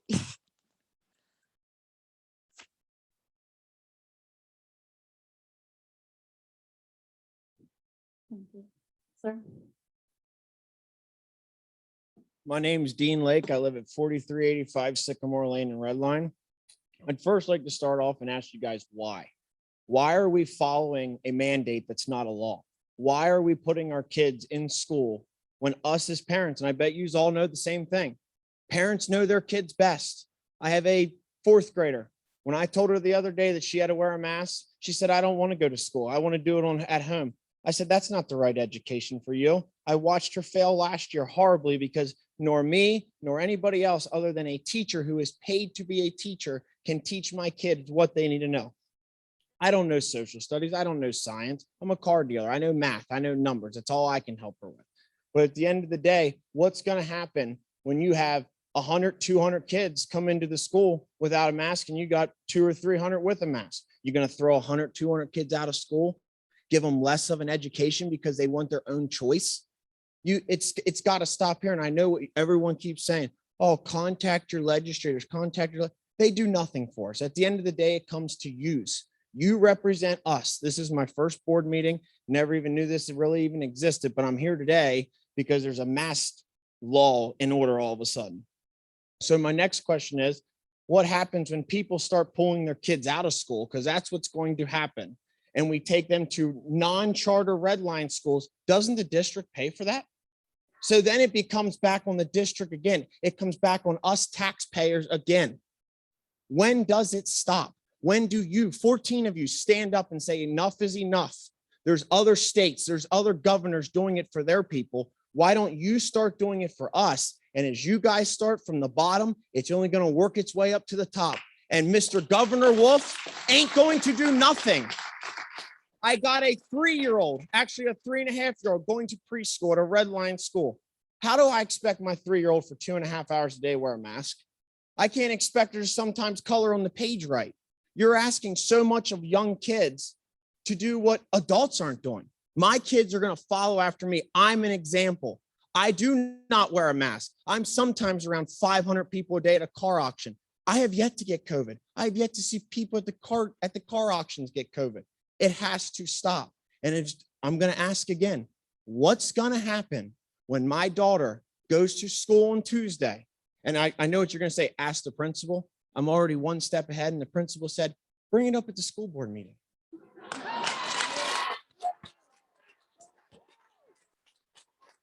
So now, once again, my 5 minutes ain't up. I'm probably about 3.5 minutes in. I'll sit here for another 1.5 minutes if I got to. What's going to happen? And I got about 1 minute and 20 seconds. You can't tell me what yous don't know the answer. That's the true trouble. Yous don't want to answer it. I bet you half of yous don't go around and wear masks every day to the stores, to Walmart, to Target. Hell, we're here. We're here without masks. There's how many people here? And I don't see hardly anybody wearing masks. The only scientists are on the computer. What does that tell you? So once again, my child will not be wearing a mask along with, I'd say, countless of all these other people. And we will see yous Tuesday at Red Lion. Thank you very much.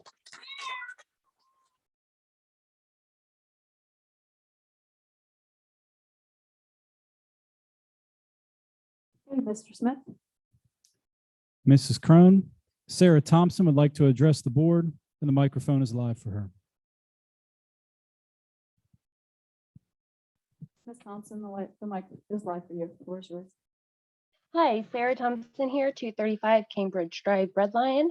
I am a registered nurse. The only reason why I'm not in person this evening is because I had a meeting at 6 o'clock and couldn't make it there at time. I just wanted to remind the board that there is a lot of science out there, but I wanted to remind them that SARS-CoV-2, the size of that virus is 0.05. Even if you would give every student, staff, and employee an N95, it still would not capture it because the size of an N95 able to capture a virus of that size is 0.1. Also, you made mention several times at the beginning of the meeting is that this will be settled in court. I'm asking, I would like to know when the school board will be the first one in the state of Pennsylvania to file litigation against our governor, and take a stand to have the parents have a choice. Thank you for your time.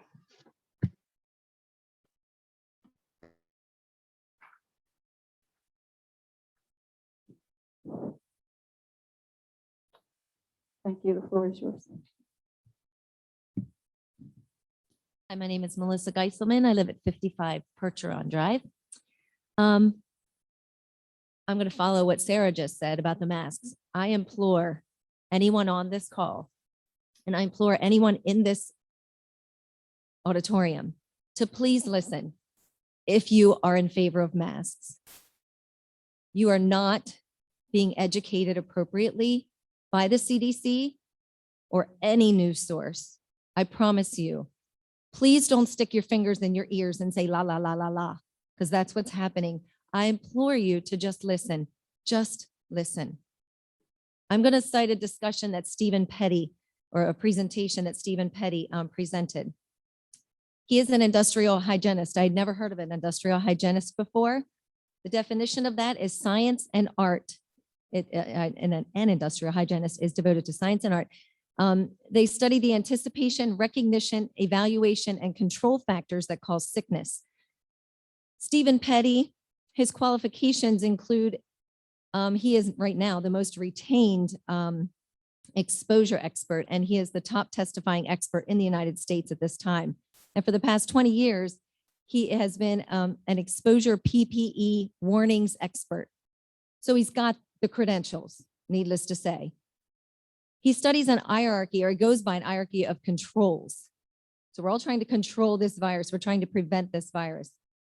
PPE, which is personal protective equipment, is the lowest on the hierarchy, and masks aren't even on the hierarchy. A respirator is the only true protection, and you need medical clearance to wear a respirator. The N95 is like the bottom of the barrel, according to him. PPE is the least desirable form of protection. Number one, it's uncomfortable, and number two, it's not used properly. The National Academy of Science study shows that the majority of particles in the air, dust particles, anything in the air. We see our dust floating through our living room, in the sunshine. They are aerosols. The majority of the particles are aerosols, not droplets, like the CDC told you. They went from it's contact, then it's droplets. They're now saying it's aerosols. A droplet is 5 to 10 microns in size. Bear with me, I'll continue to explain. Aerosols are less than 5 microns. The COVID virus is less than 1 micron. Typical dust that you see floating in your living room, 25 microns. Just trying to put this in perspective. A human hair, the diameter of a human hair is 4,000 times larger than a micron.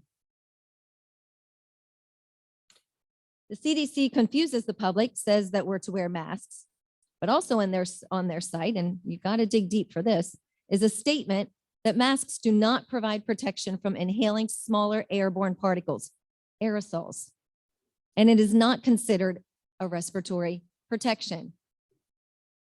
OSHA only recommends and does not require. OSHA also states that surgical masks are not respirators, and they're not. So why are we wearing them? I think we all have a lot of answers to that, and I don't want to disrespect anyone that does wear them. I do not disrespect you, but I need you to hear this. COVID virus is less than 1 micron.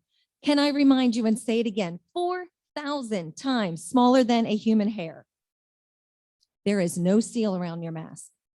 I am a registered nurse. I've been a nurse for 20 years. When I was in the hospital and I had to wear an N95, I had to put a hood over my head with that mask on. They would spray something in there, a saccharin or something. If you tasted it, you knew it was not working right. That's the only way that an N95 is going to be appropriate. Your cute little masks that match your outfit that you can buy at the Bostovs do not prevent the virus from getting in your body. And these smaller aerosols, which COVID is, it's dangerous because it goes so deep into our lungs. It can get deeper into our lungs. So the masks don't work. It's the bottom line. Do I have any more time? No? No, this is. Okay, I'll stop there.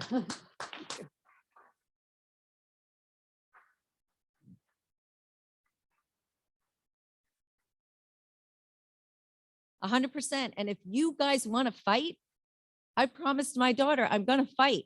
So I and thousands of others, we're behind you. We're ready to fight if you want to fight.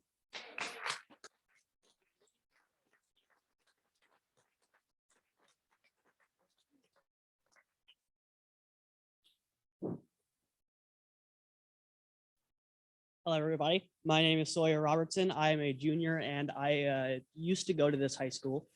I no longer go to this high school. Last year, I had a rough year through the decisions that you made. I ran into depression and anxiety last year, and I can show you the physical repercussions of the decisions you have made. And I would just like to say that you can go outside and get stung by a bee. You aren't going to get stung by a bee 100% of the time.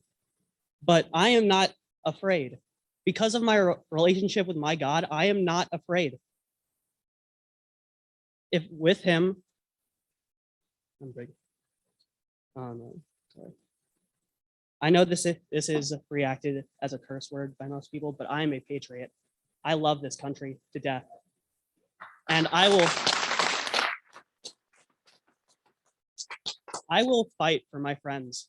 Last year and the year before, I have never seen so many of my friends in dark places. And I just want to tell you that your decisions impact so many people. I just want you to be aware of it. I know it can be hard, but do the right thing. Do right by them. Thank you.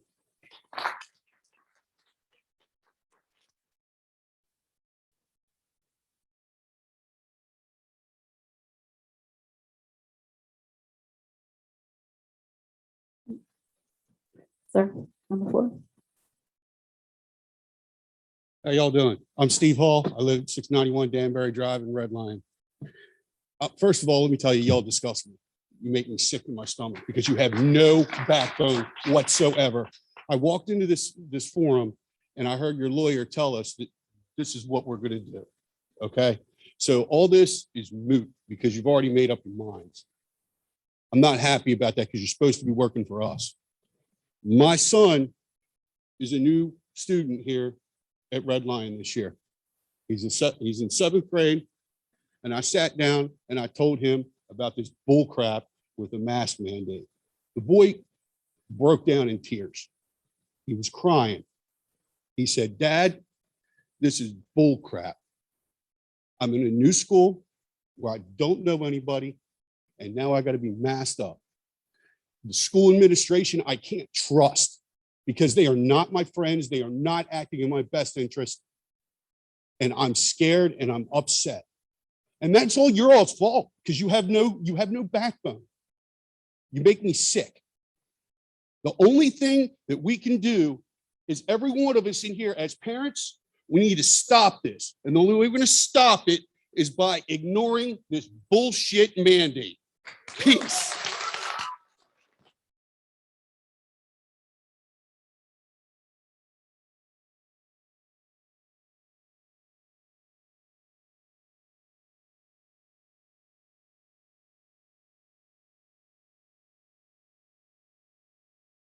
Well, I'm sorry, can we check the mic? Can you hear me now? Now we can hear you. Thank you. Heidi McKenzie, 4357 List Road. I just have two things. One, if you think masks are so essential that my child needs to wear one starting Tuesday, then why are none of you wearing one now? Because I just saw the lawyer cough. So if they're so essential, then why are none of you wearing them? And then the second thing is, how do we get a new lawyer? Because obviously the lawyer that we have is not working for our district. The Taste of Sicily, they have a lawyer that's willing to stand up for any school board that wants to fight. So I think we need to look into that and get a new lawyer. Thank you.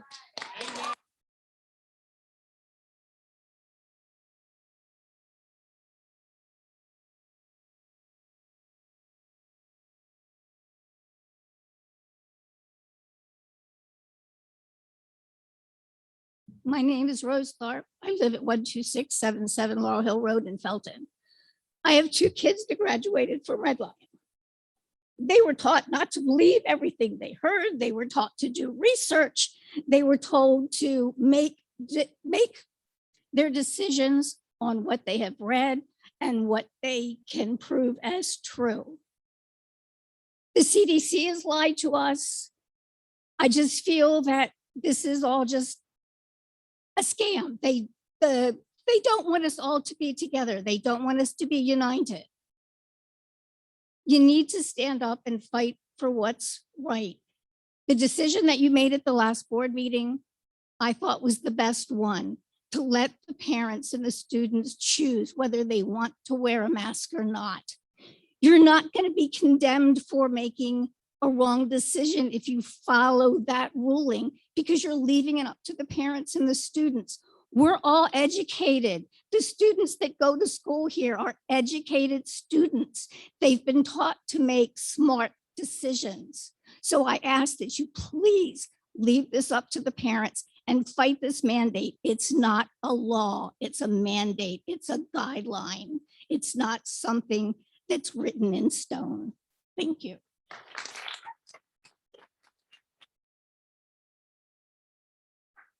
Mr. Smith? Mrs. Crone, Rachel DeMassey would like to address the board, and her microphone is available. Good evening. I want to say thank you for the opportunity to speak to you and for the opportunity you've given the parents to voice their concerns. I don't have anything planned, but while I was watching this, my daughter, who is 7 years old and wanted to attend school in person last year, endured wearing a mask so that she can be with her teacher and her friends. And we had our moments of her coming home because she didn't wipe her face after lunch and she spent the rest of the afternoon breathing through spaghetti sauce. So that was fun, but we got through it and she was overjoyed knowing that she wouldn't have to go through that again this year. So when she asked me what I was watching and why I was watching it, I told her what was going on. And after being upset about that at first, she said, well, that's okay. I'll just ask to go to the bathroom and I can take bathroom breaks because they don't have cameras in the bathroom and I can be in the stall without my mask on. My 7-year-old is willing to miss class and hide in the bathroom so she could breathe. And that's all I wanted to say, because we are disappointed that the governor has done this. I appreciate the school board that you find yourself in this position. So thank you for hearing us, but unity really is where we need to be. And that means respecting every family's choice and opinion. We obviously have a great divide here. But if we stick together for our children, who else is going to do it? It's time. It's time to unite and we end this. So thank you, everyone. Be well. And I stand with all of you that believe that our children deserve better than this. Thank you.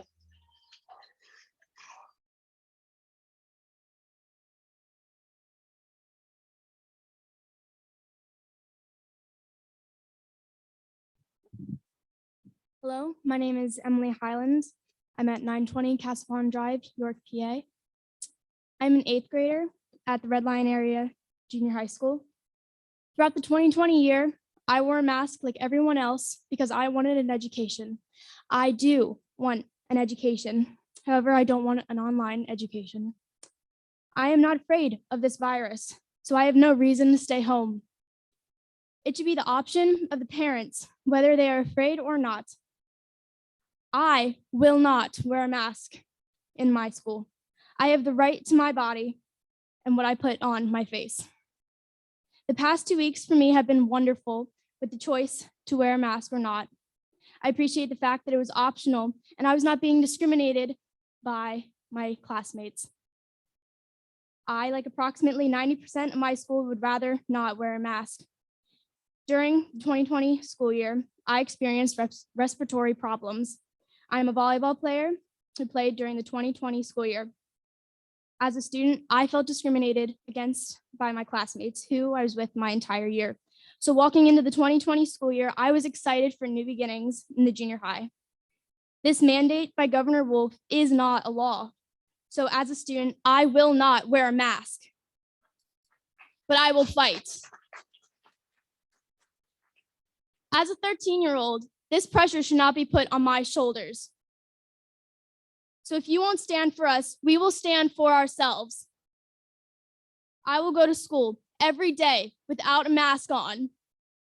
I will accept the mask you put in my hand, but I will not wear it. I will not comply. Thank you.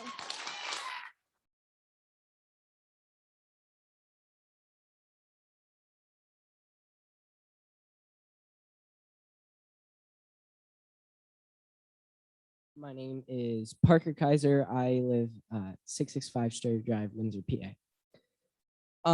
I wanted to start off with a question I know I'm probably not going to get an answer for, but have you ever looked and put yourselves in a student's shoes going through 2020's events, wearing masks?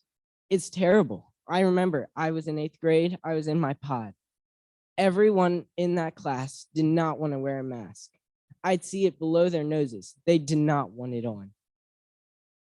This year, when I started my freshman year, I loved not wearing a mask. I was able to high five all my friends that I wasn't able to in 8th grade. I was just happy to be in school again. And then when I hear about that on Tuesday, we're going to be required to wear masks. Like, you can't have us start off the year without a mask on and then tell us again, oh, no, now you have to wear a mask. I speak for all the high school saying that we loved our first week of school without masks. But I just think everything that Red Lion has done so far with from 2020 has been wrong. I've been here in Red Lion my whole entire life, from 1st grade all the way up to 9th grade now. Red Lion has been my life and my home, and I don't want to see it fall apart. Thank you.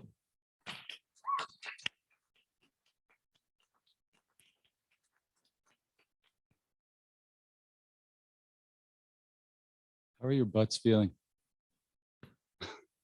My name's Jesse Parker. I live at 12637 Mount Olivet.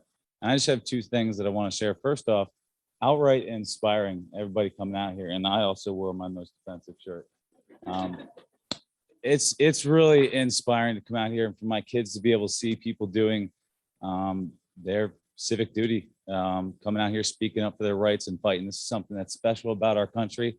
And I thank you guys too for saying that. I know the predicament you're in. And in my 34 years as a sweaty monkey, I have been able to identify only 2 drivers in a human. And that's love and fear. And we know that this virus has really been dividing us. We all know that. I'm not telling, but we're not acting like it.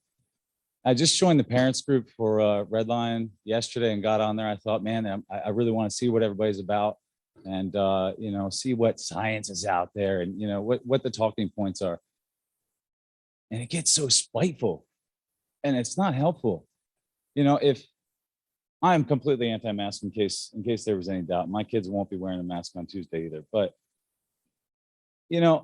when you see somebody that's wearing a mask and you're against it and you start getting spooled up, all the efficacy, the fear, that might all be true, but that person has convictions and goes to bed at night too, thinking, how on earth could everybody else not agree with me?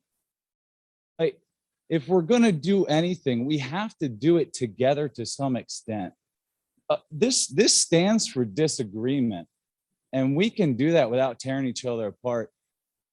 Some people talked about historical experiences tonight where power grabs got a little nasty. And at the cornerstone of that is division. Us sweaty monkeys divided do ugly things. Like blunt trauma, ugly things. I'd rather my kids not head there. So if we do anything, let's learn how to talk to each other, how to respect. I am 180% against vaccines and masks and all that, but I totally respect you for whatever you think, and I want to know why you think that. I want to know what makes you tick, because you must have that conviction too. I respect the few of you that are in here tonight wear masks. That takes nerve too, because you're definitely outliers, right? I don't think that, there's any efficacy, but I respect you for taking your stand, right? Or whatever you're doing. But I guess that's my message for all of us. Let's work together and respect each other, because this getting on here, this clickbait gotcha meme stuff, that's not winning anybody. And the second thing for the board, I hope I'm not burning up time yet. I just want to share a little anecdote. My gorgeous bride over there and we run a roadside stand. And if we're here for anything, we are here for our kids. So I want to share this story. I guess I'm kind of playing a little hypocrite, because as we ran the stand, we had a little fun. You got to pass time. And I'm going to say, for posterity's sake, we kept count of the number of kids that were wearing masks. Not that we're wearing masks with their family, but when we heard, and now if anything chokes me up, this will choke me up.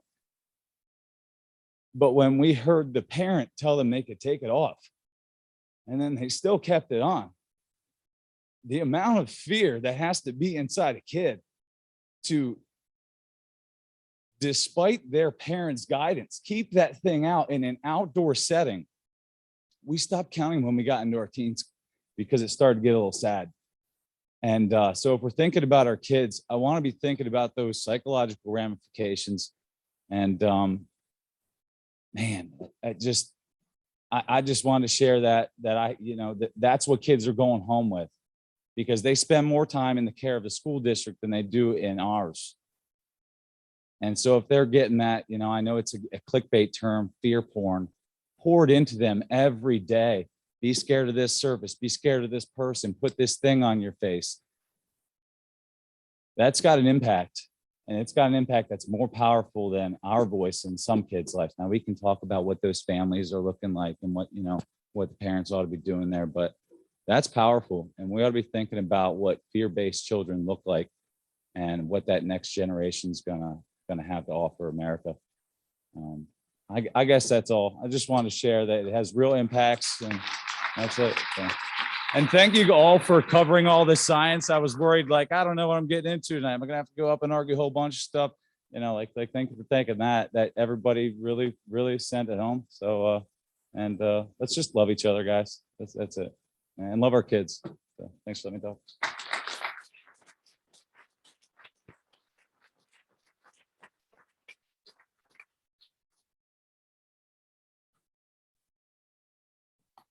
Good evening. My name is Renee Jordan. I reside at 3340 Delta Road in Airville.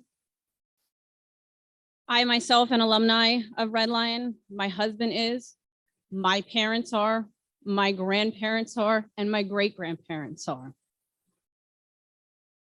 I want to be the first to say that there may have been times along the way as a student of the district and also a parent of the district that I have not always agreed with the decisions the board has made. There were times where I wish things would have been different.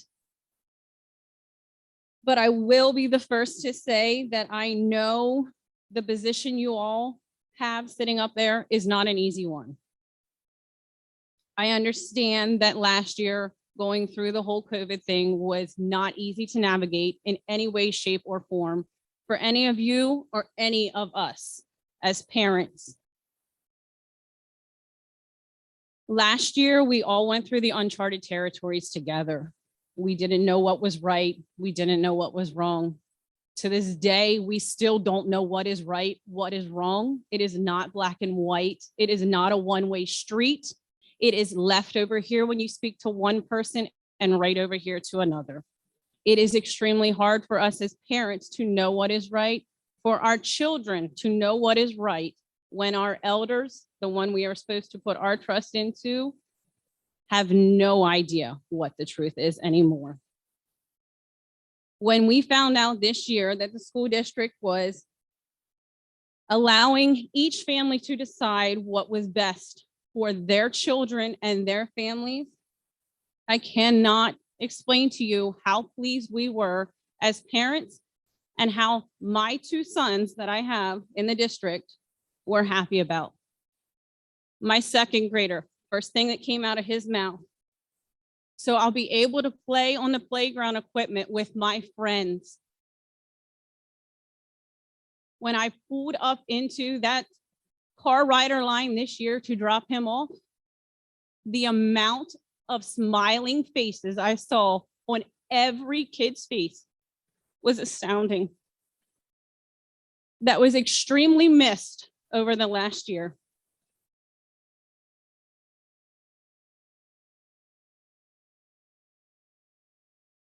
I have a son who is a junior this year.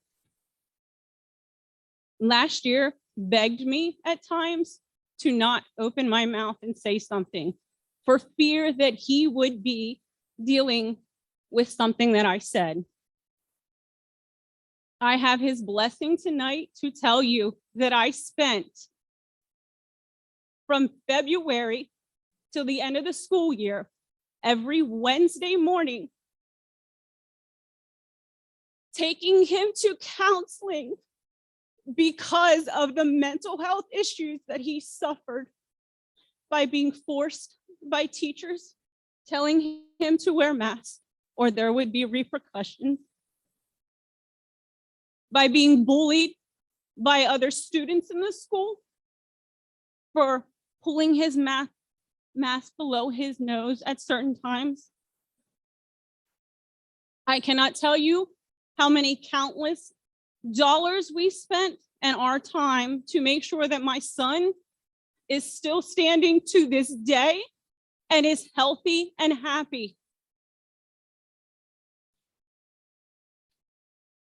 When I picked up my second grader on Tuesday for a routine dental appointment and told him the news that came out, the first thing he said to me was, "So I won't be able to play with my kids, my friends on the playground anymore? I don't want to go to school with a mask on, Mom." All along, I have always raised my children to follow the rules, to be respectful to each other's opinions. I still to this day tell each one of them, that is their choice, we respect it. I know that there is uncertainty and division within our school district, the community members. But I ask you please to listen to your staff members, the teachers, the families, and the students. These students today have the right to have normalcy. They have the right to have a choice for themselves.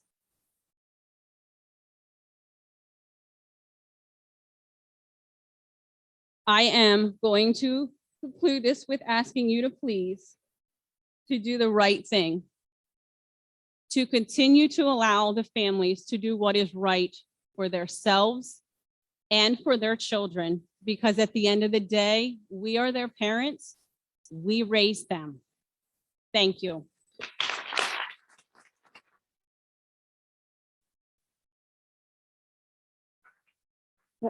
Thank you.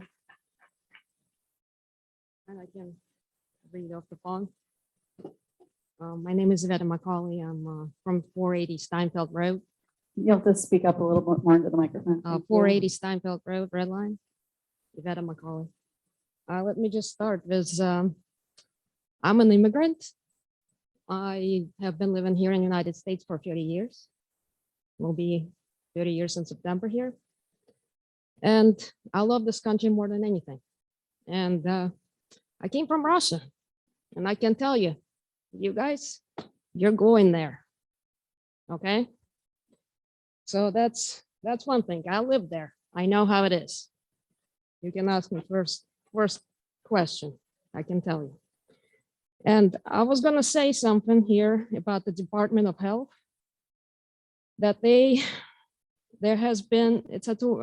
Department of Health has based its authority on Section 5 of the Disease Prevention and Control Law 35 PS 521, whatever it is. You know, you guys are attorneys, you know more than I do. Okay, but those laws do give the Department of Health the authority to issue control measures for vital outbreaks. However, all the language in the law indicates that these laws are intended to be done at the local level. The Department of Health only has authorities over schools where there has been outbreak. Has there been one in here? Do you know?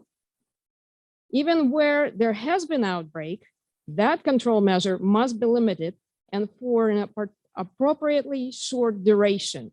This current order could theoretically last forever and covers tens of thousands of children who have not been exposed to the virus. The argument is the taste of Sicily argument.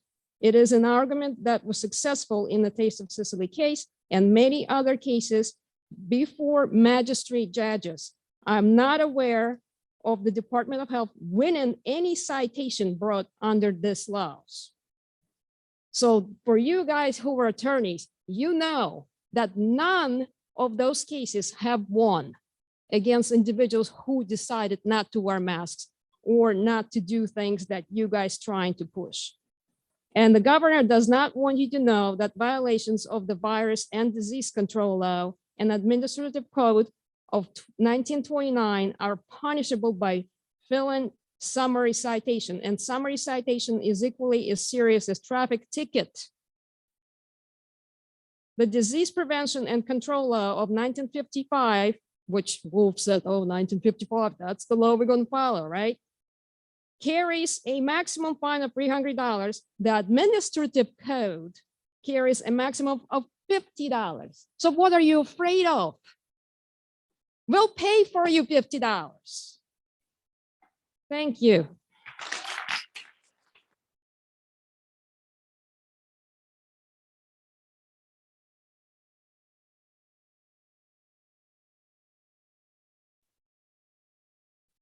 Hello, my name is Brady Hall. My address is 691 Danbury Drive. And I kind of want to make this pretty quick, but I am a 7th grader at Red Lion Junior High School.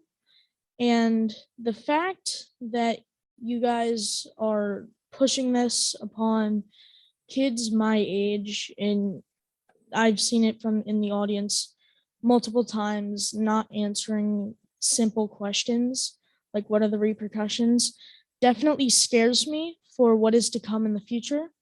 not only for my generation, but generations to come. And also, once everyone started not wearing masks in the school, you can definitely tell that the cases of COVID started to go down. And once everyone started to break free from the mandates, that's when the new mandates and the new COVID started to come out. And you can definitely tell that they're trying to gain their control back. That's all I have to say. Goodbye.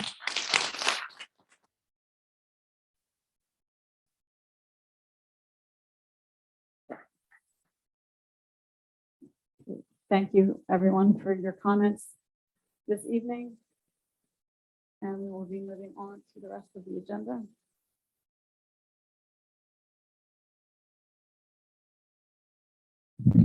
I'd like to make a public comment.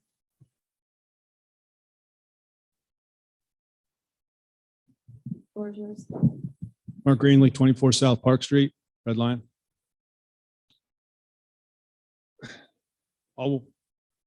We all sit quietly, except for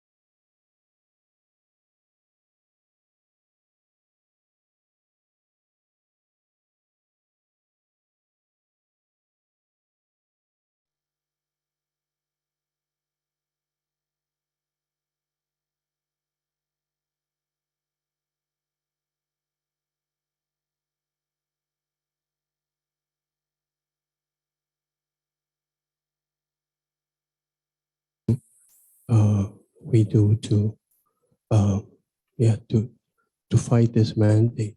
I would appreciate that at some point you can meet with me personally and discuss this.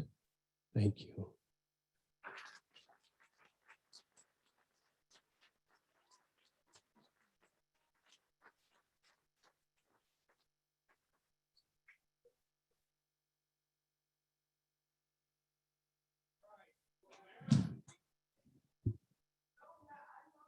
Sir. Sir. Yeah, thank you. Hello, my name is Claudia. I'm located in Red Lion. My question to you is, like a couple people asked, are we going to discriminate against the kids who do not wear masks?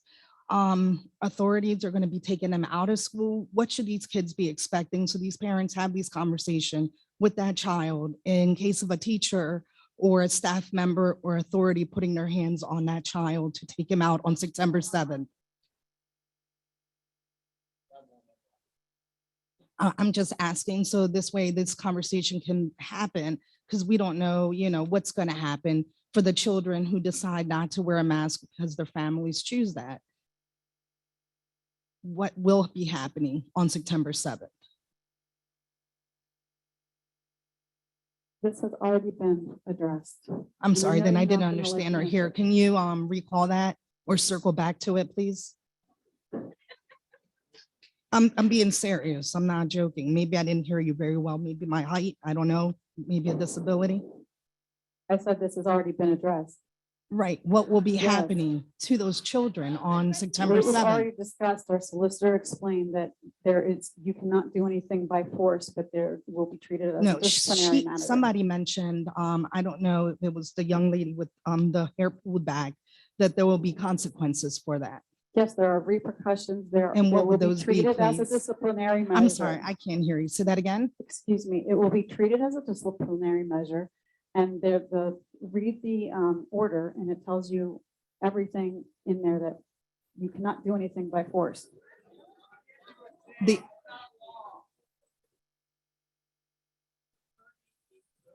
The other question is, I'm not done with my time, please. The other question is this part of their uniform for their school? Under their policy? It's not part of a dress code.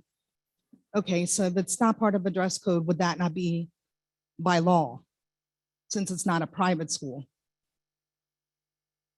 This order applies to private and public schools and charter schools and all schools across the Commonwealth. But as of right now, you don't have a policy that's part of the dress code, correct? A mask policy is part of the dress code? No, I've already said that. Okay, I just want to make sure. Thank you. Mr. Smith?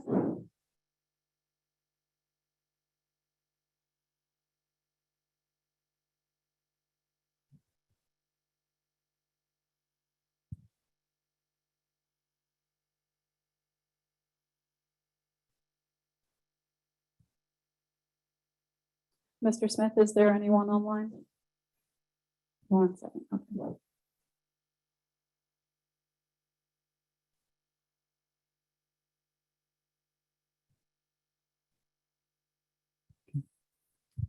Mrs. Crone, Carrie Conley would like to address the board. Her microphone is live. Thank you, Mr. Smith.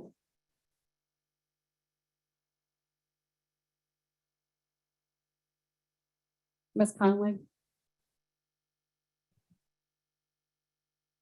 Your microphone is on. Hello, can you hear me? Yes, I can hear you now.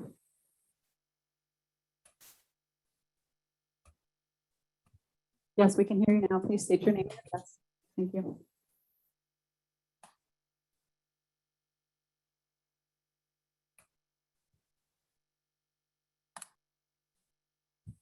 Looks like we're having some connectivity issues. Okay. Can you hear me? Now we can hear you, yes.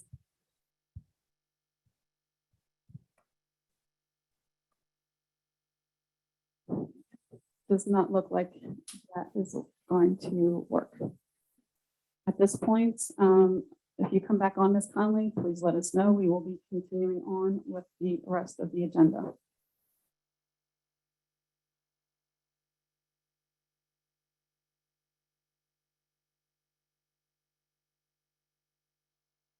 At this time, if you those of you that were at the last board meeting, you had heard that we had a Dr. Macaluso, who was 20 years minimum employee of the school district, had passed away. So at this time, I would like to read a resolution of respect and enter that into the minutes. Whereas Almighty God has seen fit to call from our midst Dr. Larry J. Macaluso, proud retiree of the Red Lion Area School District staff and member of the community. And whereas Dr. Mackey faithfully of his ability and services as assistant superintendent, mentor, and as a friend and colleague for 20 years until retirement in June 2007. And whereas Dr. Mack will be remembered as a loving and devoted educator and family member. Whereas the members of the Board of School Directors and Administration wish to express their sympathy to the bereaved family. Therefore, be it resolved that the members of the Board of School Directors of the Red Lion Area School District acknowledge their deep appreciation of Dr. Larry J. Macaluso's service to the students and staff of the district by entering a copy of this resolution into the minutes of the September 2nd, 2021 official school board meeting, and that a copy of this resolution be tendered gratefully to the family of the deceased. If we could please have a moment of silence for Dr. Macaluso.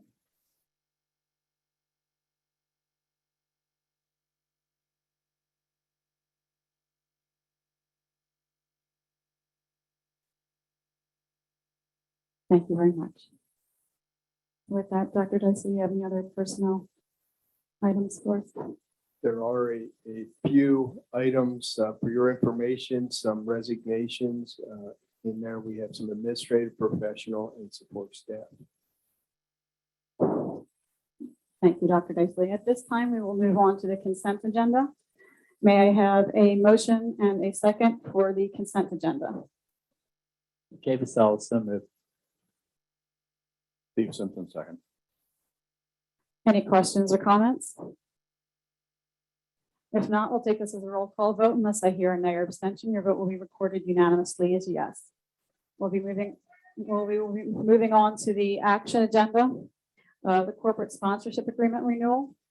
A motion to approve the renewal of corporate sponsorship agreements, 1 year, $2,500 per year corporate sponsorship agreement between the Red Lion Area School District and Thornton Chrysler Dodge Jeep Ram 2980 Cape Horn Road, Red Lion, PA 17356.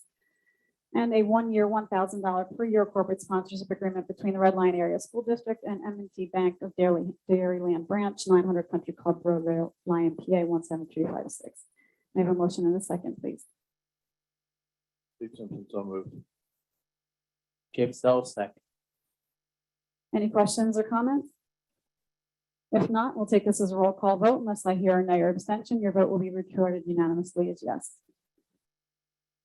Dr. Dicey, we'll be moving on to future agenda items. Anything for us this evening? Sure. Up at our next meeting, I will be providing some special education updates, and we'll be bringing members of our special ed staff in to update you on some changes. Okay, and then as far as our next meeting is concerned, there is a policy committee meeting on Monday, September 13th. A Red Lion Education Foundation meeting also on Monday, September 13th. And our next scheduled board meeting is September 16th. And most likely back at the Education Center, and that will be at 7 o'clock. So unless there is anything else to be brought before the board, this meeting is adjourned. Thank you very much.